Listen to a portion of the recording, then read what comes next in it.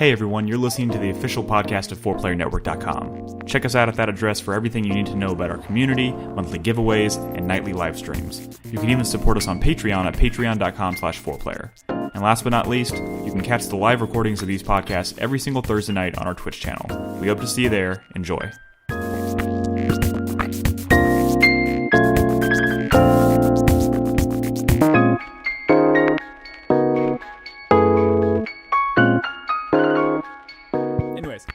Welcome to 4Player Podcast, episode 529. My name is Nick Henderson. I'm your host this evening. I am, of course, joined to my right by Crispy. Hello. Nolan. Hey, how's it going, everybody? And Chris Davis. Hello. And I swear to God, we're going to talk about video games tonight. We just spent probably 30 minutes before the show. Don't you cough. I'm sorry. If you cough, I'm going to cough. I can already help it. Sick? No, I just came off of being sick. Yeah, which is when you're like most fucking contagious. But that's what gets you off. Everybody just talk on this episode through your shirt. Okay, so this is a thing. We're gonna do this. Anyways, welcome to the show, everybody. We're gonna talk about video games. We just spent like 30 minutes talking about movies and TV shows, and we're not gonna have any of that shit tonight. I just want to say though, I missed that. We used to do that every episode. We used to just talk about that what was good. Yeah. It was good to get other media experiences in as a little warm up before we got into video games. No, I missed it. I'm 2/3 of the way through Punisher. I binge watched Punisher on Thanksgiving with my parents. I haven't even started it. My parents watched it. You should start it. It feels very Daredevil. I did start watching the other new Marvel show though, The Runaways on Hulu. Oh, I haven't seen that either. It's okay. That was like one of the first, when I first started reading comics, that was one of the first series that I like followed on a monthly basis. So I had to see what it was like. Man. It's okay. Do you pay for Hulu? You're kind of low on the... Yeah, me and my roommates split an account. Okay. Yeah. Anyways. What's up, Nick? I don't know. I just completely lost my train of thought. Sorry. Video games. We were talking about movies. Now we're talking about video games. But first, we're talking about feedback from last week. Thank you, Crispy. We're going to talk about feedback. We're going to read feedback from our last episode. Of course, if there's anything that we talk about tonight that you have an opinion on that you'd like to make known, please leave us a comment at 4playernetwork.com. We will read it at the beginning of the next episode. Our first bit of feedback tonight comes from Leviathan183. He says, honestly, whether or not the shooting in Call of Cthulhu is any good, I feel like the later half of Dark Corners of the Earth is actually extremely weak. I actually don't remember the second half of that game. But that's probably a testament to it being weak. Probably. The first half is part adventure, part horror, and part noir, while the second half is mostly a relatively inept shooter with aspects of an adventure game. It is. You are running around a lot, like shooting at guys. Which is weird, because the shooting... Yeah. It's not horrible. great. It's horrible. Yeah, horrible's another word for it. Yeah. I've heard the devs were faced with budget and time constraints, which obviously had them making cuts to content and changing the pacing, but I just can't get over how amazing the first 6 hours were, especially when juxtaposed with the blandness of the second 6 hours. Yeah, fair enough. I'd say about 90% of my memories from that game, which are fond, I do really appreciate that game, all come from the front half of that game. Yeah. You know, thanks to the locking of the doors and the... What are you doing snooping around in here? Those were good times. But pretty much every time I picked up a gun, it was painful. Pretty bad. Drew327 says, guess it depends on how you personally want to define quote-unquote game of the year. Uh-oh. I mean, PUBG is the game, and he spelled the with 2 E's. Is that like thick? The. I mean, it's pretty much, yeah. The. Like, you've never heard the phrase "thick as thieves"? Okay. I'm on to you, Nolan. I'm on to you. I'm going to call this the show. There you go. The game of 2017. Yes, that's exactly what he says. PUBG is the game of 2017. 2017 has amazing games, but PUBG came out of nowhere and took the industry by storm, sold like crazy, and is spawning copycats and similar modes. We may look back on 2017 as the year of PUBG. Also, maybe not. I don't know where this guy falls in this argument. I think he just, like, we started talking about this game might be amazing, or it I think his argument stems from whether it qualifies. I think he's saying it's fair. I I think he's saying it's fair to say it's game of the year, but maybe it's not. I think his game he of the has a very assertive opinion about what the game of this year is, but he just wanted to soften it at the end a little bit to not seem so assertive. But I think he believes that. Sure. And I think he has a great argument, but I still think it's a subjective issue. I still think there are other games that made similarly big splashes this year. You know, maybe not as many that like kind of started a new, I don't know what started, but like kind of perpetuated this new genre that's emerging. Yeah. I mean, but if you think of like system specifics, like it's only now coming out in the Xbox. It's been on PC since launch, obviously. PS4 prospects are way down the road. So if you think about it selling like 25 million units on PC since March, I mean, I think that's crazy. That's crazy. That's crazy. The fact that there is an argument to be made. We brought it up last time because we don't need to go too much more into it. I know. I don't want to get into the minutia of the argument because it's in what is it? Beta right now? I mean, Yeah. early access. access. Early access. It's just the never-ending early access debate. And 2017 has been a fantastic year. I feel like it'd be weird to like rob some of these like other games of Game of the Year, but we'll see what happens because apparently it's going to come out of early access in December, conveniently enough. Yeah. So you finally accept it. If that's what you want to take from what I just said, sure. You finally accept that it's coming out. Okay. I'll believe it when I see it. Drew, okay, sorry. He followed up with a comment. Same guy. Followed up with a comment. He just said, "Video game concert I would like to attend, Persona Live." Oh, that'd be good. Oh, yeah. That would be good. That's a lot of good music. You know there. what? Okay. I could change my answer from last week. What was your answer last week? I think I mentioned smashing, like the Smash Brothers kind of thing. Yeah. With a bunch of Nintendo's things. As of this past week, I would want to attend a Nier concert. Yeah, that'd be dope. It'll be all right. Wasn't there some kind Crispy's of Nier concert event though in I said Japan? it'd be all right. Yeah. There was some kind of event. There's like that, like not thinking that it's the best No, soundtrack no, in no, the no. world is a position unto itself. No, no one looked surprised when you said it'd be all right. I was just reminding him think that it would it may not be Crispy's favorite soundtrack. That's fine. Didn't have But- to be. No, it's great. It's wonderful. Moving on. Zerby. Zerby says, for the record, the story missions that will later be released for Battlefront 2's story have been told to be released later after The Last Jedi releases for free. In fact, all DLC for Battlefront 2 will be free. Secondly, DICE has made a decent single-player game with their Battlefield series. Bad Company 1 and 2 were rather competent stories, enjoyable and lengthy. They both had a more Halo approach to design as well, allowing you to What? What was that? Nothing. What did you say? Continue. What do you think he said? I don't know. What do you think it's Nolan Nolan. would whisper into a microphone? Read back what you just said about Battlefront. Let me give you a hint. It wasn't That's here's what she the said. thing. That's what she said. or it wasn't calm down killer. So it was the other thing that he always says. Okay, fair enough.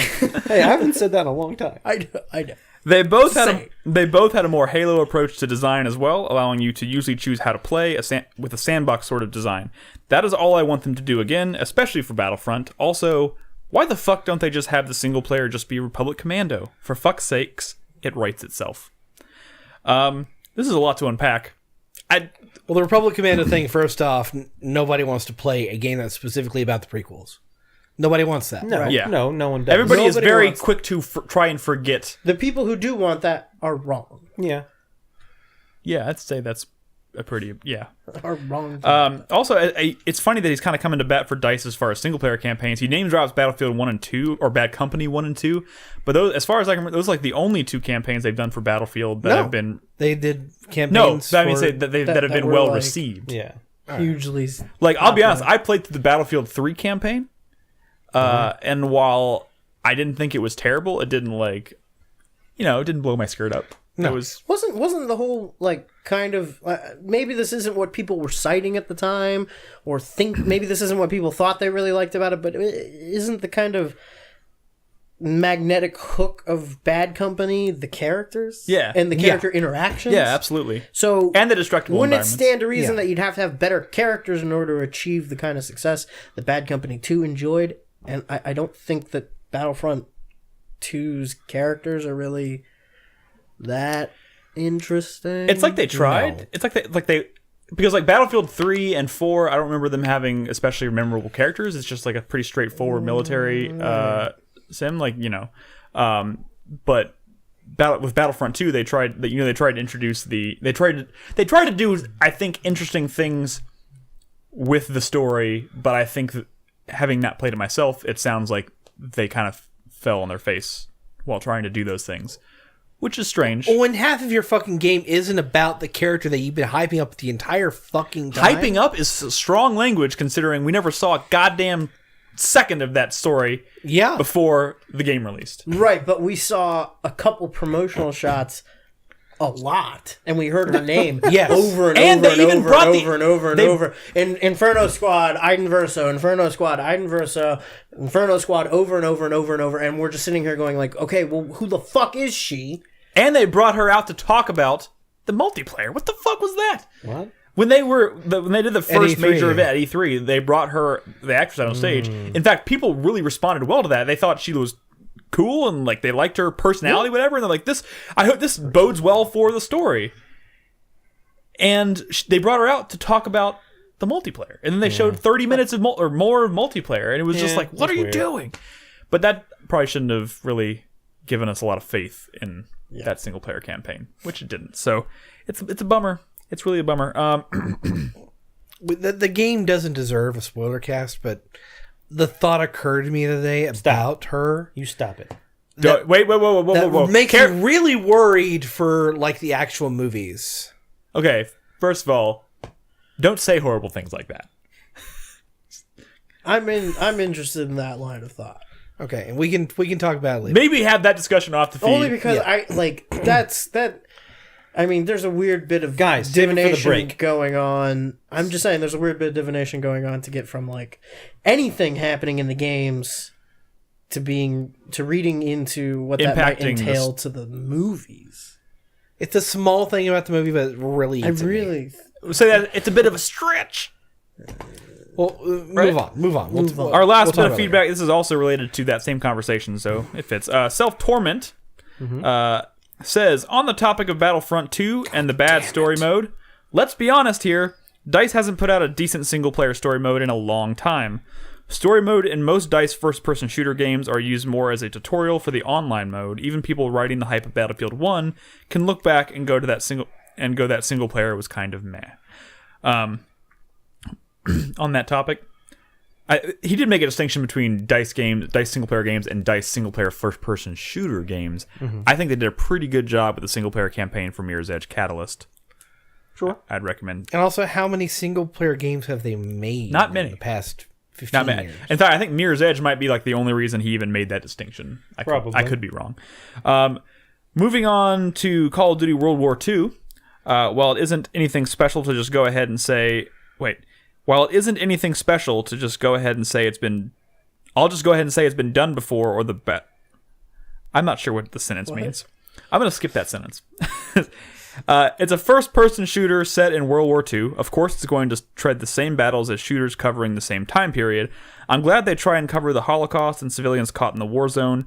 Sure, it's not a masterpiece and can be a little forced with how it handles, but it's nice to see it covered that at least. P.S. Tanks made Valkyrie Chronicles great. Remember that.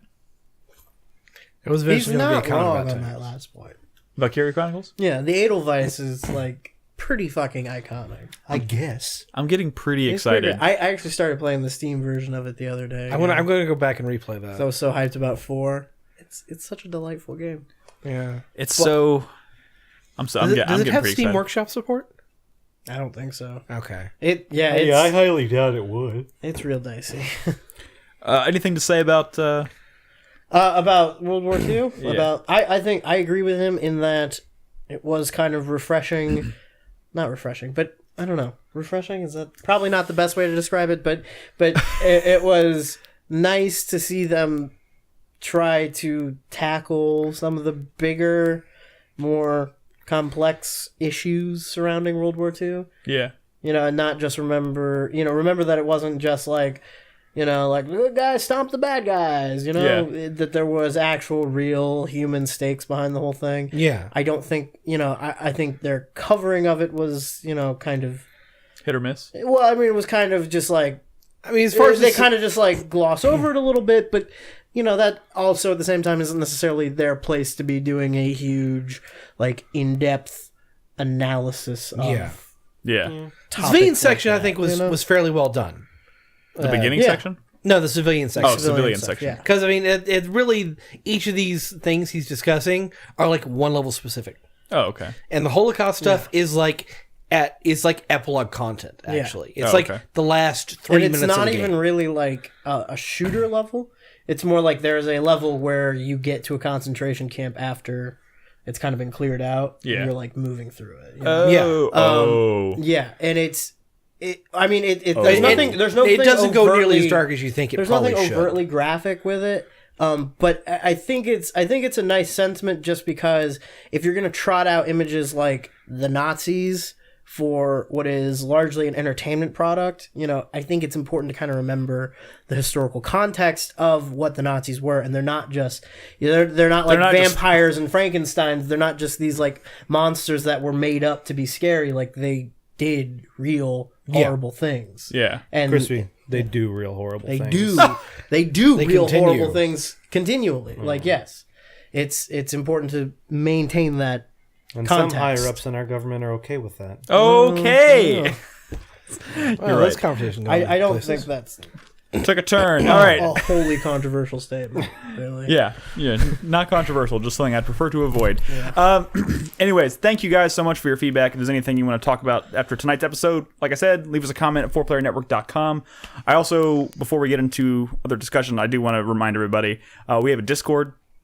And we would love each and every one of you to join said Discord. It's completely free. You can find it at discord.gg/4player. And it's very, very active. Very active. We're in there on a regular basis chatting with all the members of the community who want to just talk about games and other things. Like that new Marvel trailer. That I'm probably going to be avoiding that channel in there for a while. But yes, if you would like to talk with other people, other like-minded people like yourself who maybe really enjoyed the new Avengers trailer, you can pop into our Discord, and there's plenty of them there. Or that one guy that really likes tanks. Or that one guy who really likes tanks.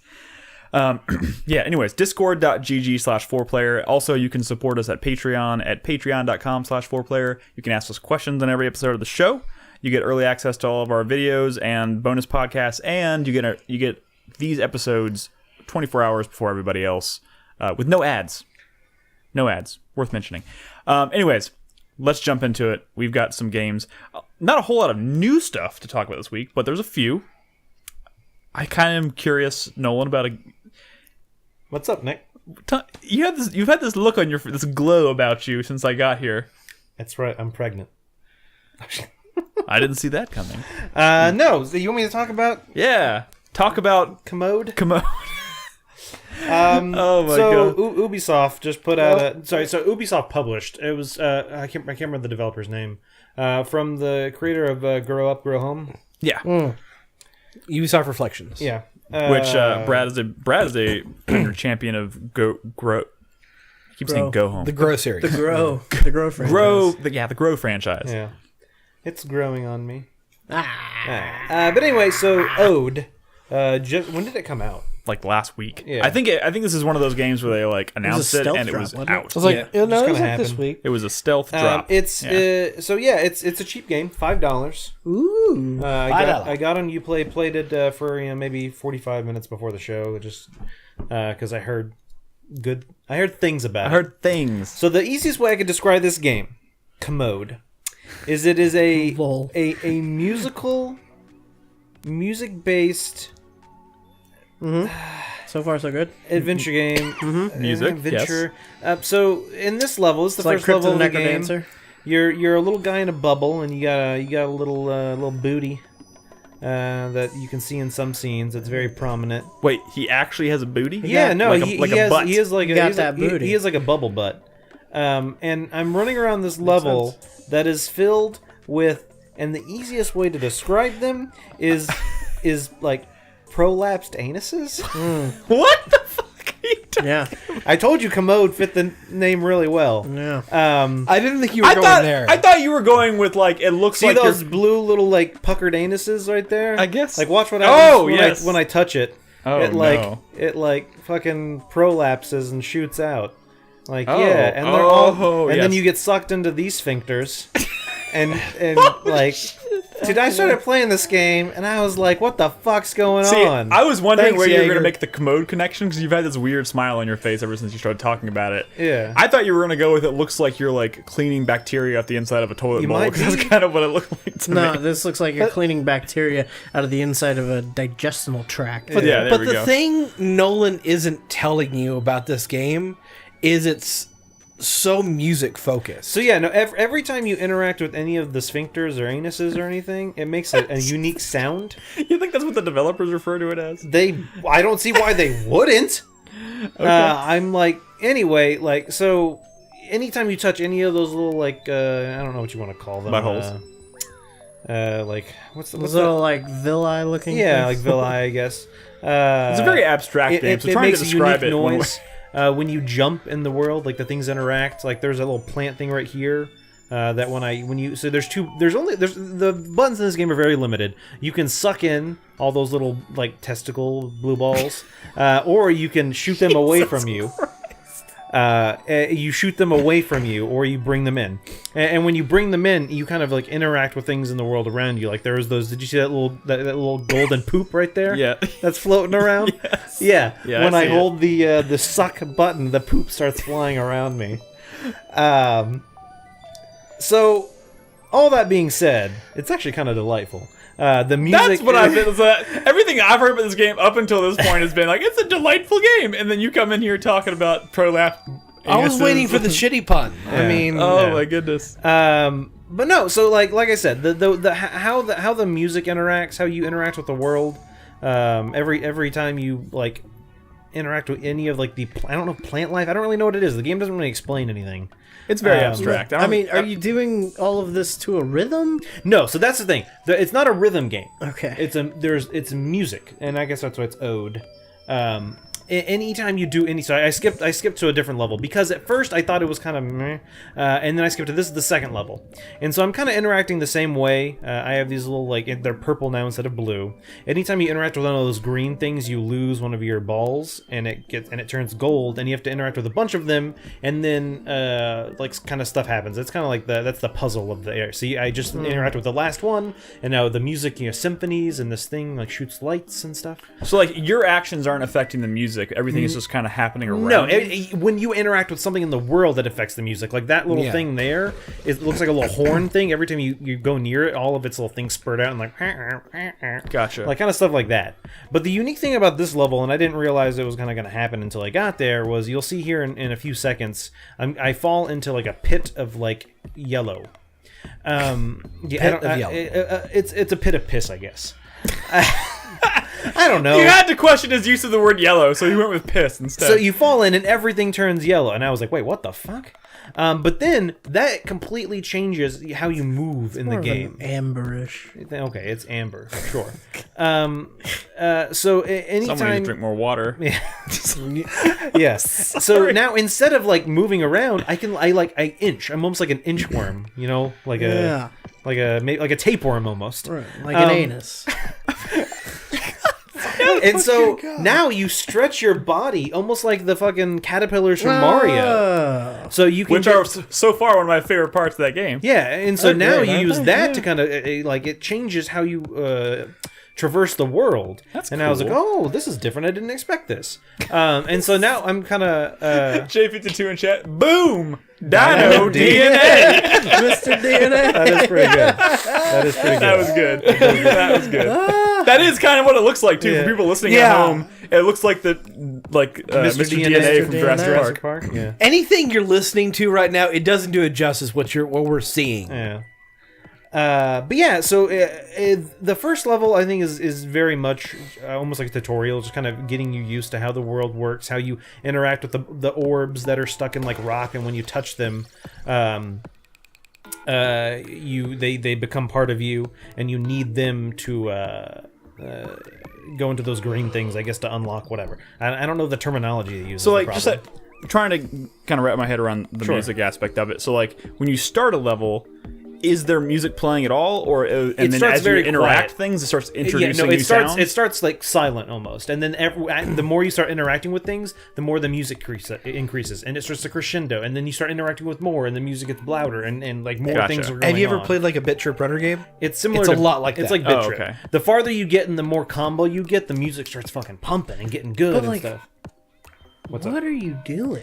I don't know. Like, I'm watching this footage and I'm following that you're moving around the environment and you're like touching things. So the objective, Crispy, is to find all of those little green objects in the world, put a ball on them, and then the larger green object that they encompass grows like, and it shoots out spores or something, and then eventually once you complete all of them in the world, like a big vacuum kind of appears. And this one it was like in the middle of the level, and the last one it was like kind of towards the end.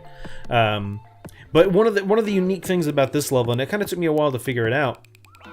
I don't know if I'm going to see it in the footage. It might be a while until I get to it. But instead of just touching the green thing, when I touch it, right now I was kind of confused. I was like, oh, do I need to touch all the mushroom things? Does it look like when I touch them they start shooting out spores? That's what I started trying to do. But then I realized when I touch the green things in this level, or some of them, are like little like pods, and so the guy with the butt gets stuck in them. And once you're in them, then all of the green things you can interact with appear. Like if you're not in it, they like disappear.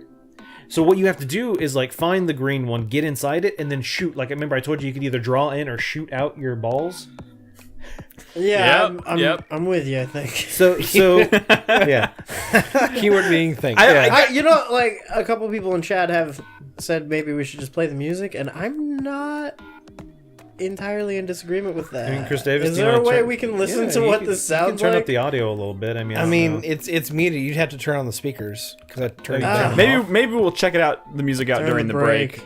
Or maybe watch the video when it goes up on YouTube. Maybe I feel like that might. Yeah, when you edit the video, just try and include a little bit. This just looks like madness. Yeah, no, it definitely is madness. That's a very like visually speaking, it has almost a slight like Jack Kirby vibe to it. It's really weird. There's just all these geometric shapes floating around everywhere. I can see it. Yeah, comic artist. Gotcha. He's like. Didn't we talk about Jack Kirby the other day? The whole like colorful way that we talked about it in Justice League. That's all very Jack Kirby. Looking at this, it's so hard to like figure out how you're progressing. I mean, that's my biggest problem. Saying. Is the way you progress is by, like I said, by turning all those green things like golden, and there's one of them, and I think I skip it because I didn't understand what was going on. But as soon as you go in that, you'll notice way right off on the screen. Like I said, I don't think I see it now because I didn't understand it. But if you look at those little purple, like, you see how they just all popped up? I think I missed it right there. And so the trick on that one was I needed to put them there and then face that way and kind of like shoot off all my balls. And they would interact with the green things, and that solves like. I think part of the reason this is hard to explain and visualize. I mean, it's kind of like when, like the first time I played Flower, and I was, and you know, like there's nothing that really telegraphs how to, at least in the earlier levels of Flower, it's very kind of abstract in terms of how you actually progress and what your objective is. I mean, it's hard to convey to the player or people that you're playing as the win. I don't see a reason why we can't turn on the audio just for like a few seconds. Okay, I'll turn on the so we can hear it. Dude. The chat will be able to hear it, as well. We'll see. We're gonna listen to some of the audio. Oh my god. Oh, that's pleasant. This confuses me more. That is not what I was honestly, expecting. This is not at all what I was expecting to hear. I was picturing very whimsical. This is like, kind of like a drum machine. Yeah, kind of experimental. This level is a drum machine. The last one wasn't. Oh, okay. So each level seems to have kind of like a unique audio cue, and so I think this is when I just figured out how it works, and you might be able to hear some of the audio. So I go inside this green thing.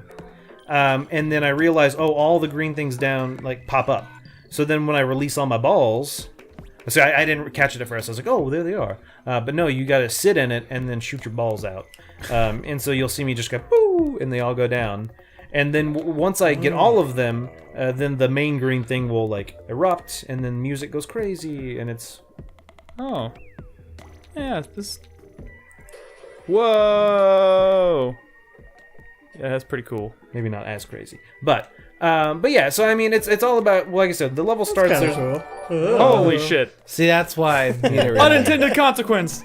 Yeah, it's cool to get a feel for it. Yeah, I mean, I like the sound of it. I It's mean, just not what I was expecting. it's interesting that like the feedback is in the music and not in something visual or something tactile that's going on with the character. But like the feedback music of progression is when you hear musical cues. I mean, Yeah. it's just it like obviously because it's a music game. Obviously, that's where a big portion of the player feedback is going to come from. But like looking at the game, it does nothing. Nothing about this says music game. No, it definitely doesn't. It's, But yeah, like I said, I Jaeger had recommended it. He was like, "Oh, I heard it's good. Check it out." It was only $5, so I was like, "Oh, I might as well." I'm definitely gonna play it more though, just because, like I said, the first level didn't have me impressed. But I was like, I can't go into the podcast having just played the first level and saying this game is shit. It's commode. So I was like, let me play at least the second level, and that's when things started changing, and I was like, oh, maybe there's something to this. that was a big like aha moment for you, wasn't it? Yeah. Ode, more like commode. I'm super proud of myself for that one. Oh my goodness.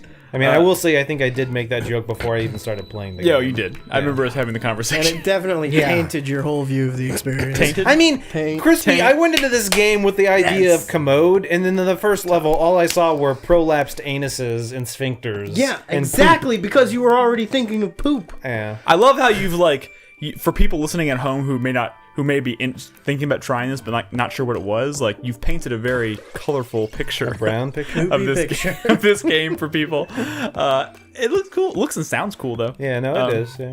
That's Ode. ODE. It's kind of an Yeah. It's only it's a Uplay exclusive, Oh, by the way. shit. Yeah, for those that didn't care, I don't think I said On it PC? earlier. Yeah. Yeah. Okay. interesting. Probably if it comes out, it'll be very late this year on consoles. Interesting. Very late this year. It is very late this year. What are you talking? It's December. Even right? It's la- not even December. later. It's November 30th, Nick. It's December in like a couple hours, right? Or is there? There's only 30 days in December. Yeah. God, it's November, almost time for fucking PAX South. Oh my God, you're right. We got the email for PAX South. I haven't responded to it yet. Anyways, thank you, Nolan. Now, Now we go back to Nolan for our other game. well, No, I want to hear about a different game. there's a few other games we're gonna check in. A lot of stuff we've kind of talked about. I wanted to bring up. I finished Assassin's Creed Origins. How was that? Completed that game.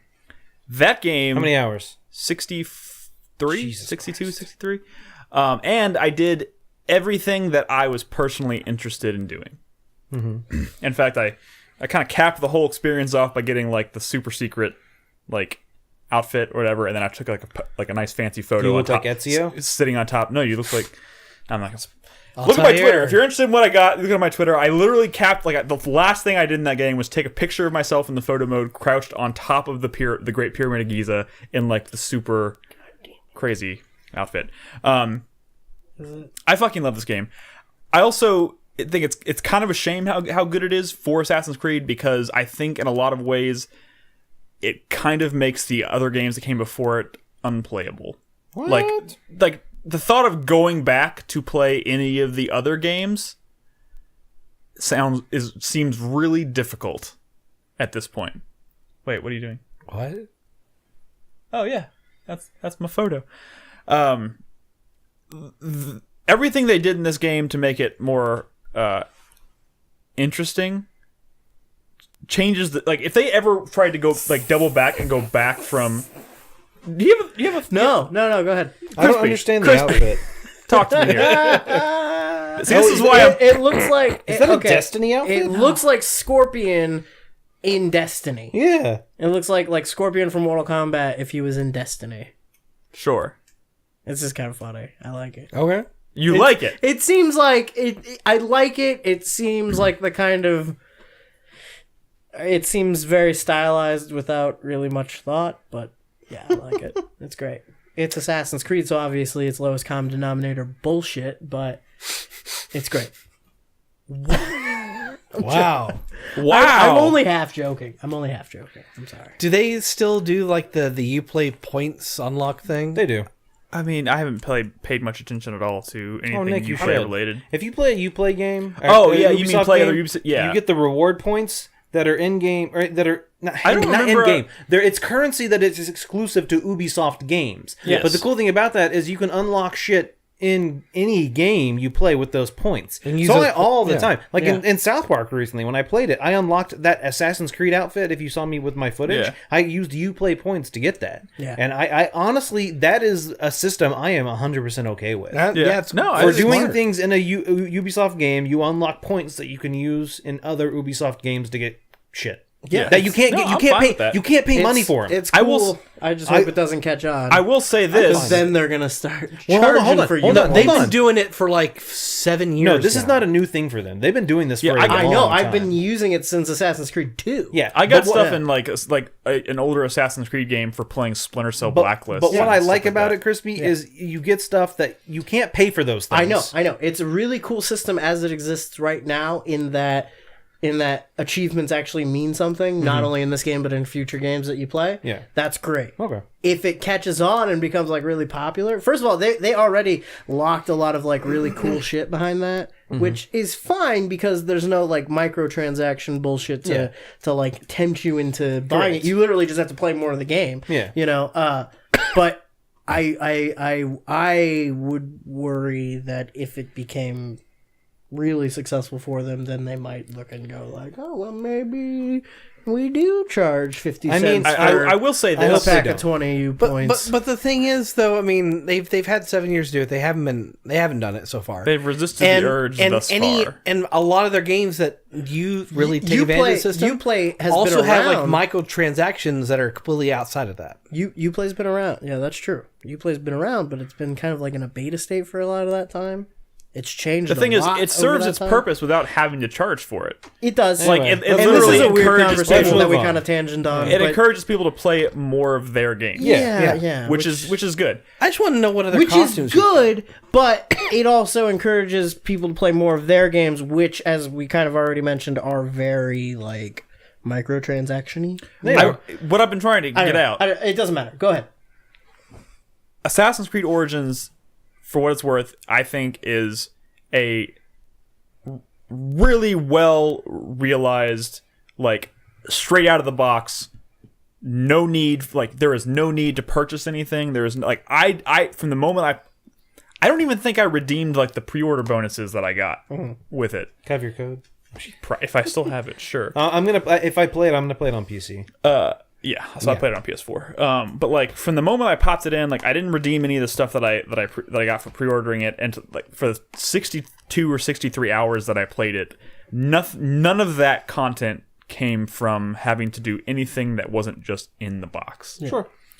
With the only exception, which is not even really an exception, it was like they do timed events. Like they have this Trial of the Gods thing, which I finally I beat one of the bosses, and they're going to be rotating these. You don't have to pay for them. They unlock these. Come and go. Yeah, they unlock these big bosses. Like, remember you were like, "Don't you fight like a giant snake or whatever?" Like that's what you were seeing. Like these. That's big... not how I said it, but yeah, I remember that. Yeah. So like, there's these big, mythical god bosses that you can fight, which unlock legendary armor. And It's kind of like the elusive equipment and targets stuff. in Hitman. for Yeah, example. but like it rotates. It's totally free. It's just part of the package. Like everything. The game is perfectly enjoyable and fun without ever having to purchase anything outside of the $60, which is ironic because they sold like 10 different versions of the game, and one of them was like, what was it? Wasn't there one that was like $900 or something I stupid? remember one being 900. I remember one being really expensive. There was one that was like 400 or something. I don't remember what it was. Like I it wouldn't be was, surprised. it was stupid, and I was like, "What are you even like?" I mean, I got like it was kind of perfect because like I got to the 60-hour mark, and right around the 60-hour mark, I was kind of like, I'm ready for it to be wrapping up, and I wrapped it up. I did everything that I was interested in doing. There was still some stuff that I didn't do. There's probably easily 100 hours worth of content out of the box, which is cool. But like the game doesn't overstay its welcome. The story is not too long out there. In fact, the story is one of the best stories I think they've had in the game, in the series. At least in quite some time, at least since the Ezio trilogy for sure. And actually, I don't want to spoil anything, obviously, but like it wraps up in such a way that it ties back into some of the other stuff from the older games, I think in a really cool way, but also in such a way that you may not even realize it unless you like are very familiar with past games and the story and everything. Would I be happy with the story? Well, what parts of Assassin's Creed stories are you particularly interested in? My main focus is like the meta plot, the future stuff. So they definitely, there is some of the meta plot in there. The way I put it, I've said this on Twitter the other day, I was kind of, at first I thought they were going to do a lot more of it. In the end, it kind of just moves the needle forward like a little bit on the meta story, but the oh my god. Ubisoft has a $1,250 Assassin's Creed Origins bundle. That's what I was talking about. Holy there was shit. something ridiculous, and I was like, it is unnecessary. There is a $60 product that is perfectly enjoyable with plenty of content for anyone to enjoy. But they'll gladly charge you. But we'll gladly, $1,000 for it. And they'll come up with like 23 different collector's editions. And you for know, all over the world. somebody out there bought that. It blows my mind. It comes with a resin figure of the protagonist and his eagle, original art cards, a steelbook, art book, soundtrack, season pass, hand-drawn map, and a whole bunch of swag. I will say. I feel hold like on. that I will gets you say. up to like $200 tops. I will say that. Where's the money, Nick? Holy shit! Follow the money. This resin figure is detailed as fuck. How big Is that a resin figure? Well, of the problem is this main is character? like Australian site, so it says 73 centimeters. So I don't know, like that big. Like, I don't know how tall is that? roughly 30 centimeters to a foot. really? Yeah. Yeah. So it's like over 2 feet. It's close to... Damn. 2.5 feet. You know, Jesus. the last thing I'll say, when going into it, I think I think a lot of us had expressed like some of the earlier stuff they had shown in this game. They were like, we kind of looked like that main character wasn't. God damn it! Roughly half an inch. That's pretty good. I missed this. The main character of this particular game, I was pretty worried going into it. He seemed really boring. Boring. Probably one of my favorite characters in the entire series. Okay. I still think you're a liar. But like, until why? I play it. He has a lot of the plot. Is it? I mean, the thing is, the story. It's not Stockholm Syndrome. The story ultimately ends up being probably the most straightforward.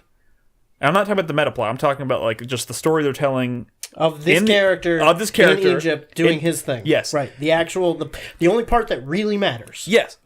God, no. I didn't really say that. does. No, It really I didn't does. say that. No. I'm not talking about. Okay. That's not an indictment of the series as a whole. That's not saying that the meta stuff doesn't matter. That's not saying it hasn't been good. But I'm saying each individual game needs to get the through line for its protagonist right first. Yes. Fair enough. Yes. Absolutely. Okay. Yes. And yes. I think Ezio is still. They had 3 games to develop that character, right? And they did a great job. I think he had a very complete story, and it felt really nice. And he was a likable character. He is probably still the best protagonist of the series. I think Bayek is probably an easy second place. And a lot of that has to do with the story is very straightforward. It's not super convoluted, and it tells a very succinct and very, in my opinion, realistic explanation for how this order was formed, which is what this it's called Origins for a reason. Like, it does a pretty decent job. Of the assassins. Yeah, it does a pretty decent job. Like when you get to the end and you're like, boom, there it is. That's why this whole conflict exists. I was like, that was pretty cool. Liked it. Okay. Worth everybody's time. Anyways, that's it. That's all I'm going to say about Assassin's Creed on the podcast. Assassin's Creed Origins. Moving on. Other games. I know we wanted to bring up Super Mario Odyssey again. I've been playing a little bit of it myself. Chris Davis has finally played some Super Mario Odyssey. Yeah, Chris got me back my Switch. Odyssey. And I started playing it. How far are you? I just finished the Metro Kingdom. New Donk City. New Donk City. New Donk City. Okay, did you do the New Donk City Festival? Yeah. Can you not do that? Is that even an option? Yeah. You can totally decline. Oh, And you can go back later and do it again if you want. Oh, sweet. No, that was pretty cool. It was dope. That would be a shame if you didn't do that. One thing I'm consistently surprised with this game is like I think the sections where you go into like the 2D classic Mario stuff is really cool, really well realized. Especially when you start finding some of the more obscure ways they work it in. I think New Donk City is a pretty good example of it. But also like in like the water world, like they do like Well, hard there's to multiple explain. water levels, clearly. yeah, but I assume Nick's talking about The one- the lake. The first one, the lake. Beach. the beach. The one that's super brief. No, the one with the giant squid. Yeah. The squid? Okay, that's Yeah. the beach. Yeah, that's the one. Okay, I know the Resort which one. Kingdom? I know which one you're talking about. Okay. Or is that what it's called? Yeah. Yeah. Seaside. Seaside King. Yeah, I think there's one in there that's really cool, like in like a round room. I think that was it. The one in the ice level, which I did, was pretty cool. Like there's just that's like becoming one of my favorite things is finding those and just kind of it's like you're playing a modern 3D Mario game, but it's just enough of like classic retro Mario injected into it, which is really cool. Like So, Chris Davis, you said you had some thoughts on the game. Yeah, I mean, I Drop those thoughts. Generally, I'm really enjoying this game. I really am. I think it's a little Careful. too easy. Careful. Oh, no, the game's easy as fuck. No, it's easy. Yeah, it's. I think it's a little too generous with its life system. I will tell you this. The checkpointing can be better. Checkpointing? I haven't really had much of a problem with checkpointing. I will tell you this. You eventually start finding some platforming challenges that are fairly difficult. Okay. I mean, Oh, I know. Maybe okay. Sorry, Nolan. Nolan. Difficult for some. I meant to tell you. Remember those post game when you get into post game content, you could go do like some more of those races, and you were talking about how much they fucking sucked. First place, first try Wait, which race are you which talking one? about? on all of them. Wait, With On RC both? cars, or what are we talking about here? Both. are you talking about? I'm talking about the bounties, the bounty races. I did first try. Oh, dude, First fuck place you. for me too. I did that yesterday. First place, first try. No, he's talking about post game stuff. Post game races. Oh, The post game races they get harder, but they're not that hard. So how many main kingdoms before 14. roll credits for the end of the game? 14. I believe, I 14. think so. So I'm roughly with the Metro Kingdom. I'm roughly halfway. You're like through the halfway game. through. Okay. Yeah. So I'm really having a hard time like gauging like how far along I really am in the game. So, I mean, I've earned that's- 124 moons at this point. I don't know what that number means. So the thing is, You'll probably finish around 200-ish. Okay. That's about where I was when I finished. yeah. Because it feels like I'm collecting 180 about. something, and I'm like, I just left the first ice. Well, level it just or- depends on how many moons many you you spend. run around, you know, yeah. each. I don't think when I finished, I was at like 400 something, but that's just There's- because I had spent a lot of time. Every time on I go each back one. to the Odyssey, I have like 40 moons. yeah. And I mean, there's like a whole new set that unlocked after you beat the game, too. Yeah. So there's a shit ton. There's 800 moons, 880 or something, 890 or 880. something like that you can just get in the world. Yeah. My problem is literally 45 of them come from just ground pounding. Yeah. Like a random spot on the ground. Yeah, and that's more than frustrating. that. No, it's 45. Is it 45? It's if you talk to like Toadette or whatever. It or, does like, exactly. Yeah, like How many do you get just from buying them from the store? up to 1,000. Whatever there's rest in the game, and then you can buy up to 1,000. I think the like, feeling you 880 or whatever in the game, you can buy 120 from the store. the feeling you get when you find a moon is really satisfying, but like it is seriously because there are so many. It feels less special. So hold on, Nick. Every So time you get one. I wish someone needs to take this game and somehow get it on a PC and then make a mod and take out every one of the fucking moons that you just randomly find in the world and only leave the moons that you get for fucking doing something. Yeah. For completing a platforming puzzle. And the for, thing is, for I also- doing a race. Whatever. You know, like old school Mario, where you Yeah. had to fucking do a challenge to get a star. That's what I wanted from this game. Yeah. So Yeah. don't get me wrong. I still enjoyed the game. And if I found a random moon, I was like, whatever. Okay, I found a moon. But it was the ones that like I said, doing the platforming stuff, doing breaking I a box and finding a moon in a box. Like is- that I mean, you gets- don't need. I mean, sure, you could keep that, but get rid of like the "you got a fucking moon" screen. Just let me fucking continue with the game. I mean, at this point, like they are so. This is probably maybe a little bit of an exaggeration, but there are so many moons in this game. They almost feel like coins. No, they do. There's a point in the Metro Kingdom where you've completed like the first encounter, the first boss, Yeah. and then you go back and you go into level proper. And it's just like the E3 level. You're going walking around town. You're finding all these different nooks and crannies. It's great. It's great. But you get to Mayor Pauline.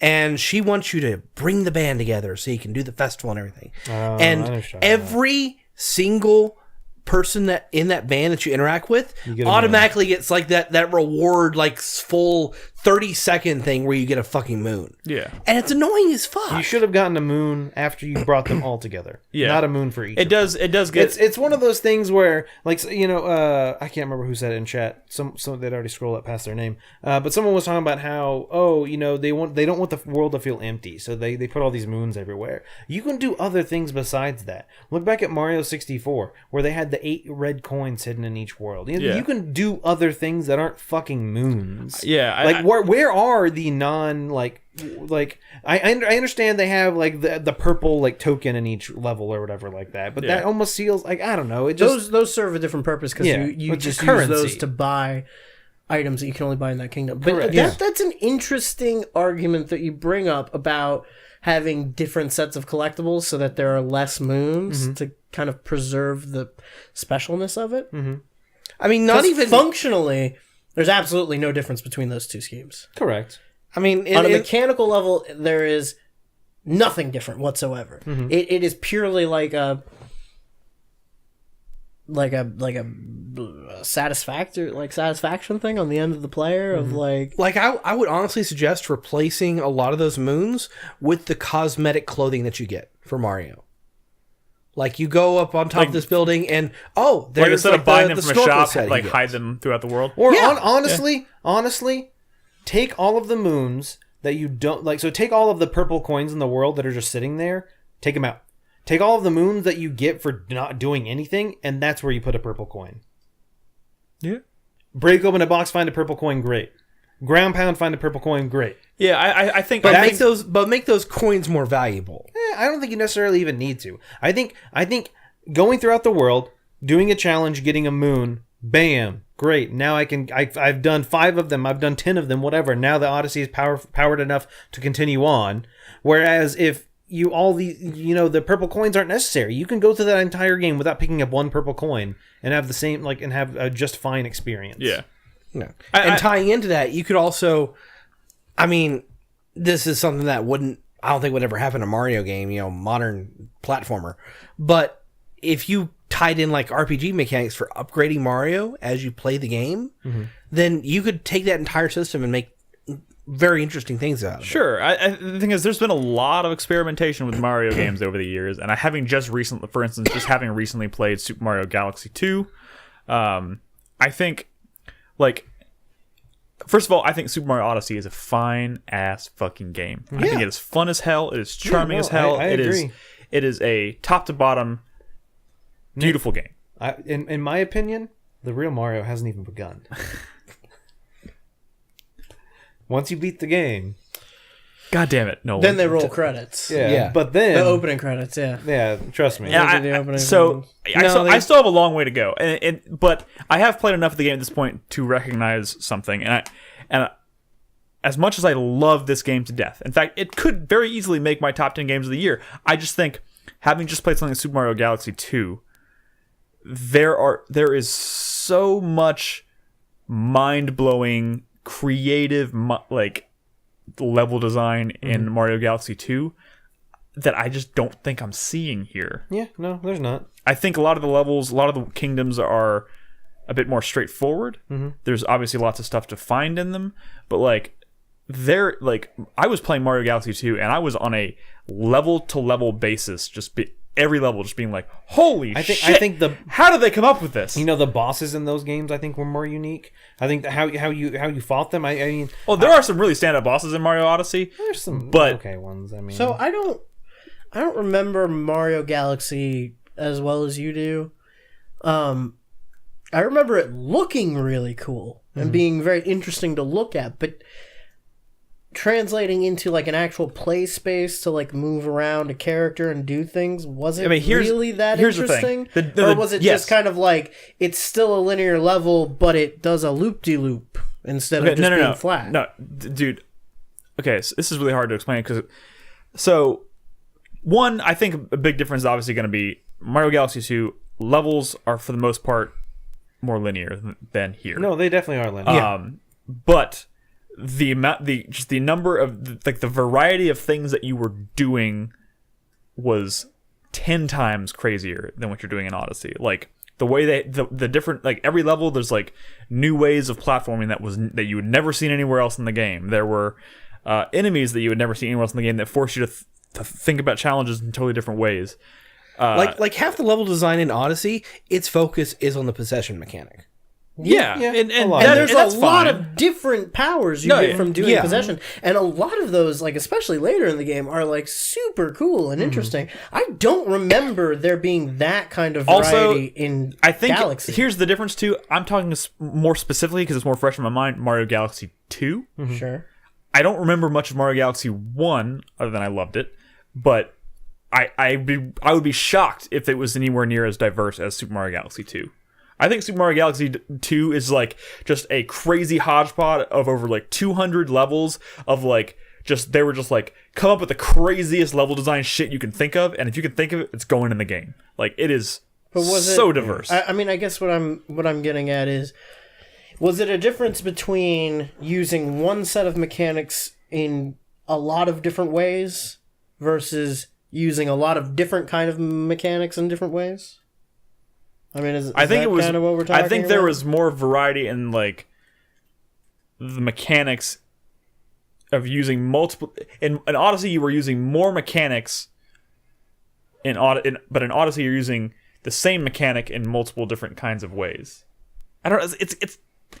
It's hard to describe, honestly. I'm probably doing a really piss poor job of describing it too. It's just there is something fundamentally different about the way Galaxy 2 was designed versus the way Odyssey was designed, and I remember just on a level basis being shocked and like kid in a candy store like, oh my god, this level is so fucking cool, and I'm not having that reaction every time I go to a new kingdom in Odyssey. So I would say that I'm having moments in those kingdoms where I'm like, oh, that was really cool. Like, oh, that's really cool they put that in there. But like, I would just arrive in a level in Mario Galaxy 2 and be like, wow. But like, so my problem with Odyssey is I think they designed some pretty decent levels. Some of the levels are kind of cool. I like some of the, like you were talking about the resort one. The one of the cool things about that level is just how you traverse it. Yeah. As the squids, whatever. Some of them are actually kind of cool levels. Squids the problem are dope. is, I think what happened was they developed a bunch of levels and they were like, I don't know what to put in them, so let's just litter it with fucking moons.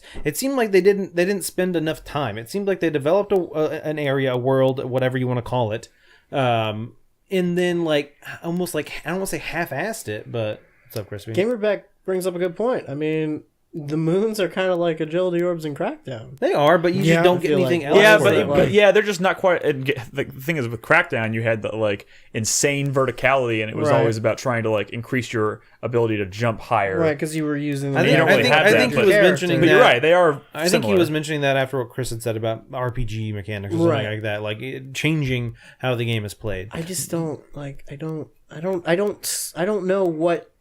You know what it is too. I don't know what changing. Unless you just completely scrap the whole game and design it differently from the ground up, I don't see what changing the actual amount of stars or changing what they are would do to the experience. And I don't even know. Like, that's not even. It's more of just like taking. For me, especially since I played 2 Mario games this year, looking at both of them, I can't help but compare them. And first of all, I think they're 2 fundamentally different games. 2 totally different design philosophies, which I think is great. I'm glad they went to Odyssey with a totally different mindset than Mario Galaxy. That's how we end up with games like Mario Sunshine, which I think are I love that they exist, even if they're not my favorite. And I don't know. I'm not saying that Odyssey is necessarily going to be that, but like, there's just. I keep having this thought when I arrive in a new kingdom in Odyssey, and it's like I'm seeing all this cool stuff. But it's way more spread out, and I feel like playing Galaxy 2 is kind of like they took all that shit and they like squish it together into much more smaller spaces, so it felt more dense, and it felt So But like I spent a lot of time in Mario Odyssey literally just running that's true. across big open spaces when I feel like most of the platforming and traversal in Mario should be done. You should be spending more time climbing, jumping, flipping, double, like triple jumping. Yeah, like you don't. I just spend a lot of time running. So Crispy, They did put stuff in like the squids, like the little taxi dudes that you can like ride around in the Sand Kingdom and stuff. Yeah. That's all really great. But I just spend more time than I was expecting running around the world. So Crispy, here's my thing about taking out some of those moons. When I like Mario 64 is one of my favorite Mario games. That game had very few stars. 120, you could beat the game with 70. Mm-hmm. But the thing is, you didn't ever get a star for doing nothing. Every single star you got, you had to earn. It was never handed to you. It wasn't something that... So my problem with Odyssey is Kids that... these days, right? Exactly. My problem with Odyssey is you can walk into the world, ground pound here, open this box, walk around this corner, do this, fight the boss, and then move on. You can do every level without solving a single puzzle. And that to me doesn't seem right. Like I would rather have the thing, the object that you need to progress in the game be behind something. And I don't know if they did that just because maybe some people have problems with the puzzles and they don't make the game too hard. So we'll let them just get some moons from here and there, and then they can move on if they want to. And the people who want to 100% the game can find all the moons or if they want to. But what? I don't know why, but that argument just like doesn't sit well with me. That like the idea that this game is designed the way it is to capitulate the casuals. But I think it was not the casuals, children, whatever you want to say. But what I'm saying is you can go through this entire game on easy street without solving any difficult platforming, without doing any of the. You could theoretically skip the best parts of the game. Yes. The things that I consider good. Like those complicated, platforming things, the timed puzzles, like that kind of stuff. You can just skip all of it. The only real gripe I have with the game, and it's something I understand why they did it, and I have no idea how they should they would replace it if I have my ideal scenario, is the gating of leaving levels and having certain counts of moons in order to progress. Because I'll play a level and sure I'll hit like the 20 requirement, but I'll keep playing it and maybe earn like 10, 15 more moons. Yeah. And then I'll move on to the next level. But the amount of moons that I have accumulated in excess of that 20 doesn't count towards the next level.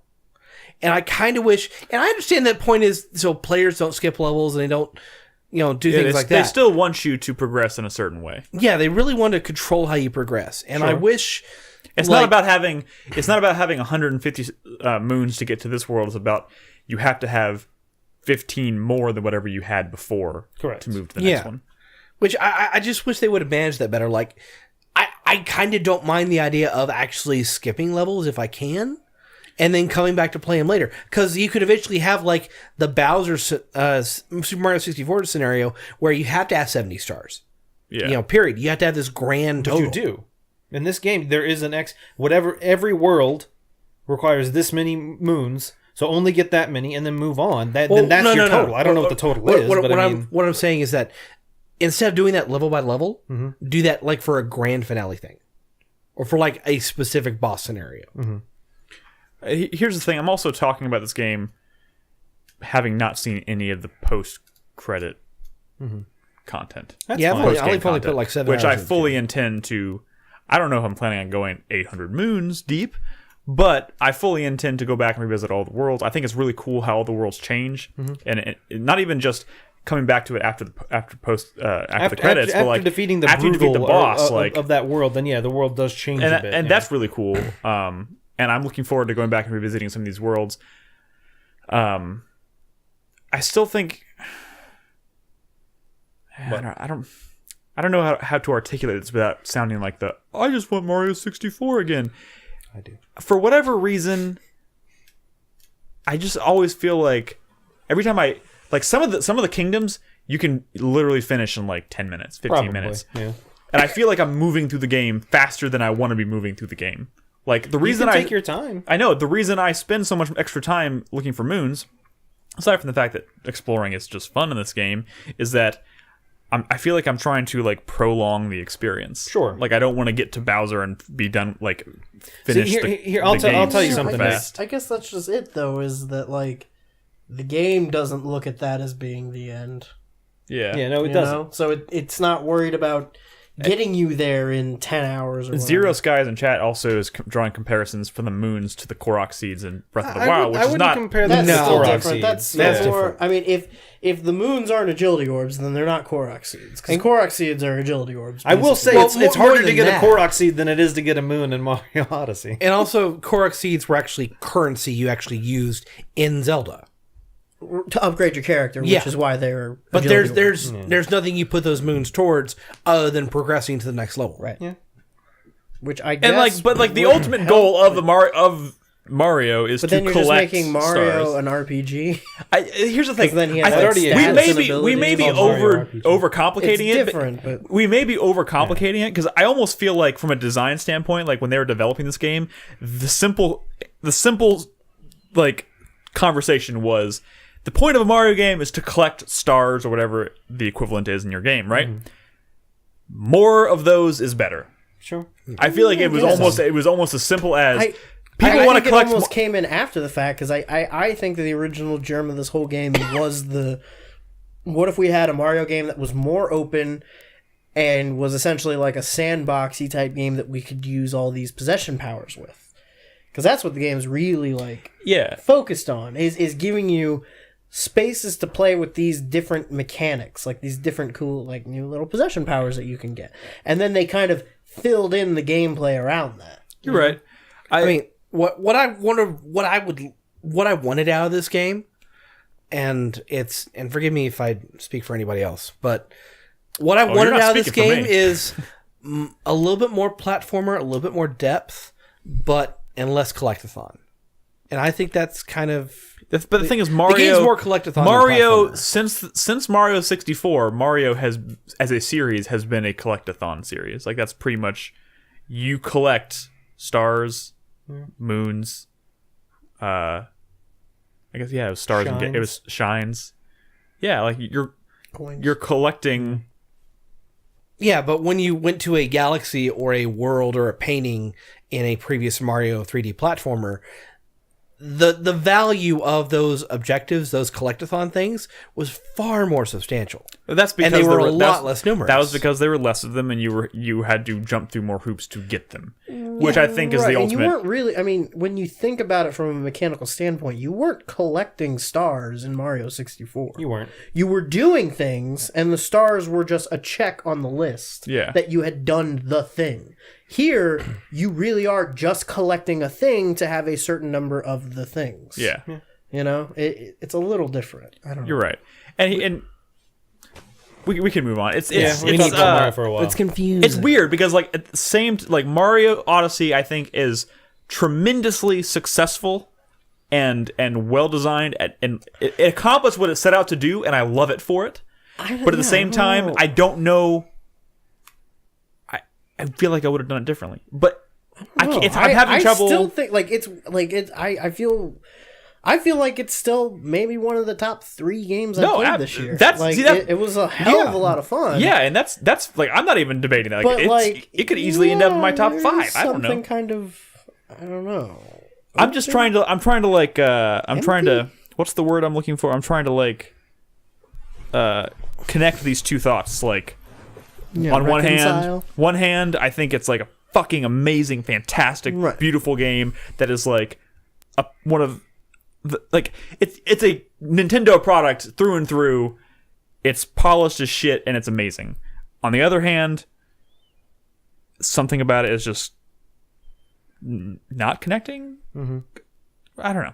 It's weird. It's a weird juxtaposition. I don't know. I think it does feel a little shallow, but I think that it kind of exists as this weird kind of playground of ideas. Yeah. They had all these little mechanical platforming ideas that they just kind of like shoved into a big game, and the focus was more on like having fun with that than it was in completing some sort of structured goal. And, you know, that's different than a lot of Mario games have been. But that's the fun of But the series. I don't know that it's necessarily worse. Yeah, I don't know. no. I mean, worse I think is a strong word. Mario as a series is kind of incredible because like they do kind of experiment and try new things with almost every entry in the series, and I fucking love it for that. It's just, for whatever reason, a lot of people tend to focus heavily on Super Mario 64, and I think a lot of that had to do That with game just, was groundbreaking. I think a lot of it had to do with I don't also think it's being able to for choose whatever reason. I think no, but I mean, like, you could choose. There was something really freeing about being able to choose which worlds you go into whenever you want, and I don't think we've really had that. So I think the thing that was in Mario 64 was what Chris Day was saying. So similar to this, you need X amount of stars to unlock a door. Yeah. To move on. But the thing was, everything was a challenge. So you would go through a world and you get stuck on one. I can't fucking do it. I can't find it. Whatever. I'm going to move on to a different world because I have enough to move on to that one. And maybe I'll come back later to this one to try and do that. Yeah. Whereas in Odyssey, that's not a thing that happens. I think really the progression ever is get just that dilemma. they've never Yeah. really captured that magic of that progression as like they did in 64. I mean, as good as these worlds are and well designed they are, I'm not compelled to go back and play them after I've done them. What I will say, It does change. Hold on. So things change. I would say some of the best like star or moons, whatever I've gotten have been post game. I mean, what do you mean when they change? The worlds Like change. something changes in the world. I can't. They're just Without- Like without in the getting same into- way as after you complete the first boss battle? not exactly like They, that. like I said, they spawn a new, because of things that happen in the story. They spawn a new set of moons, and those moon challenges are all very different from Yeah. what you were doing before. Is that regarding the steel block things? Yes. Okay. Well, yeah, Okay. Why not? That's enough. Yeah, That's enough. they're not steel, but yeah. We're gonna move Whatever on, they are. but I do want to. Did anybody happen to see that? I don't like bringing up people's lists. Did anybody see the Polygon list? It was like they ranked all the Mario games ever. No. What did they come up with? Oh my god! Who I don't did the ranking? I don't want to. We love doing lists here, and I don't want to be that guy who like judges other people's lists. Oh my god! They gave, But like, he's gonna. the number one game on that list was like Super Mario. What, I don't even know what it's called. Super Mario 3D Wii World? U 2. What?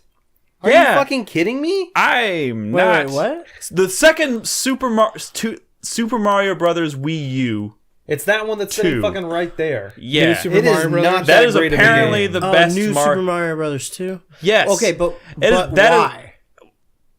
They had a reason Yes, for that. I read this like a week ago. I don't. We can look at it during the break if you want. I'm interested. I'm just saying it's a. Let's not throw their choices under the No, bus without examining I the think reasons why I think they it's a picked what they did. fascinating. I mean, it's not like it's.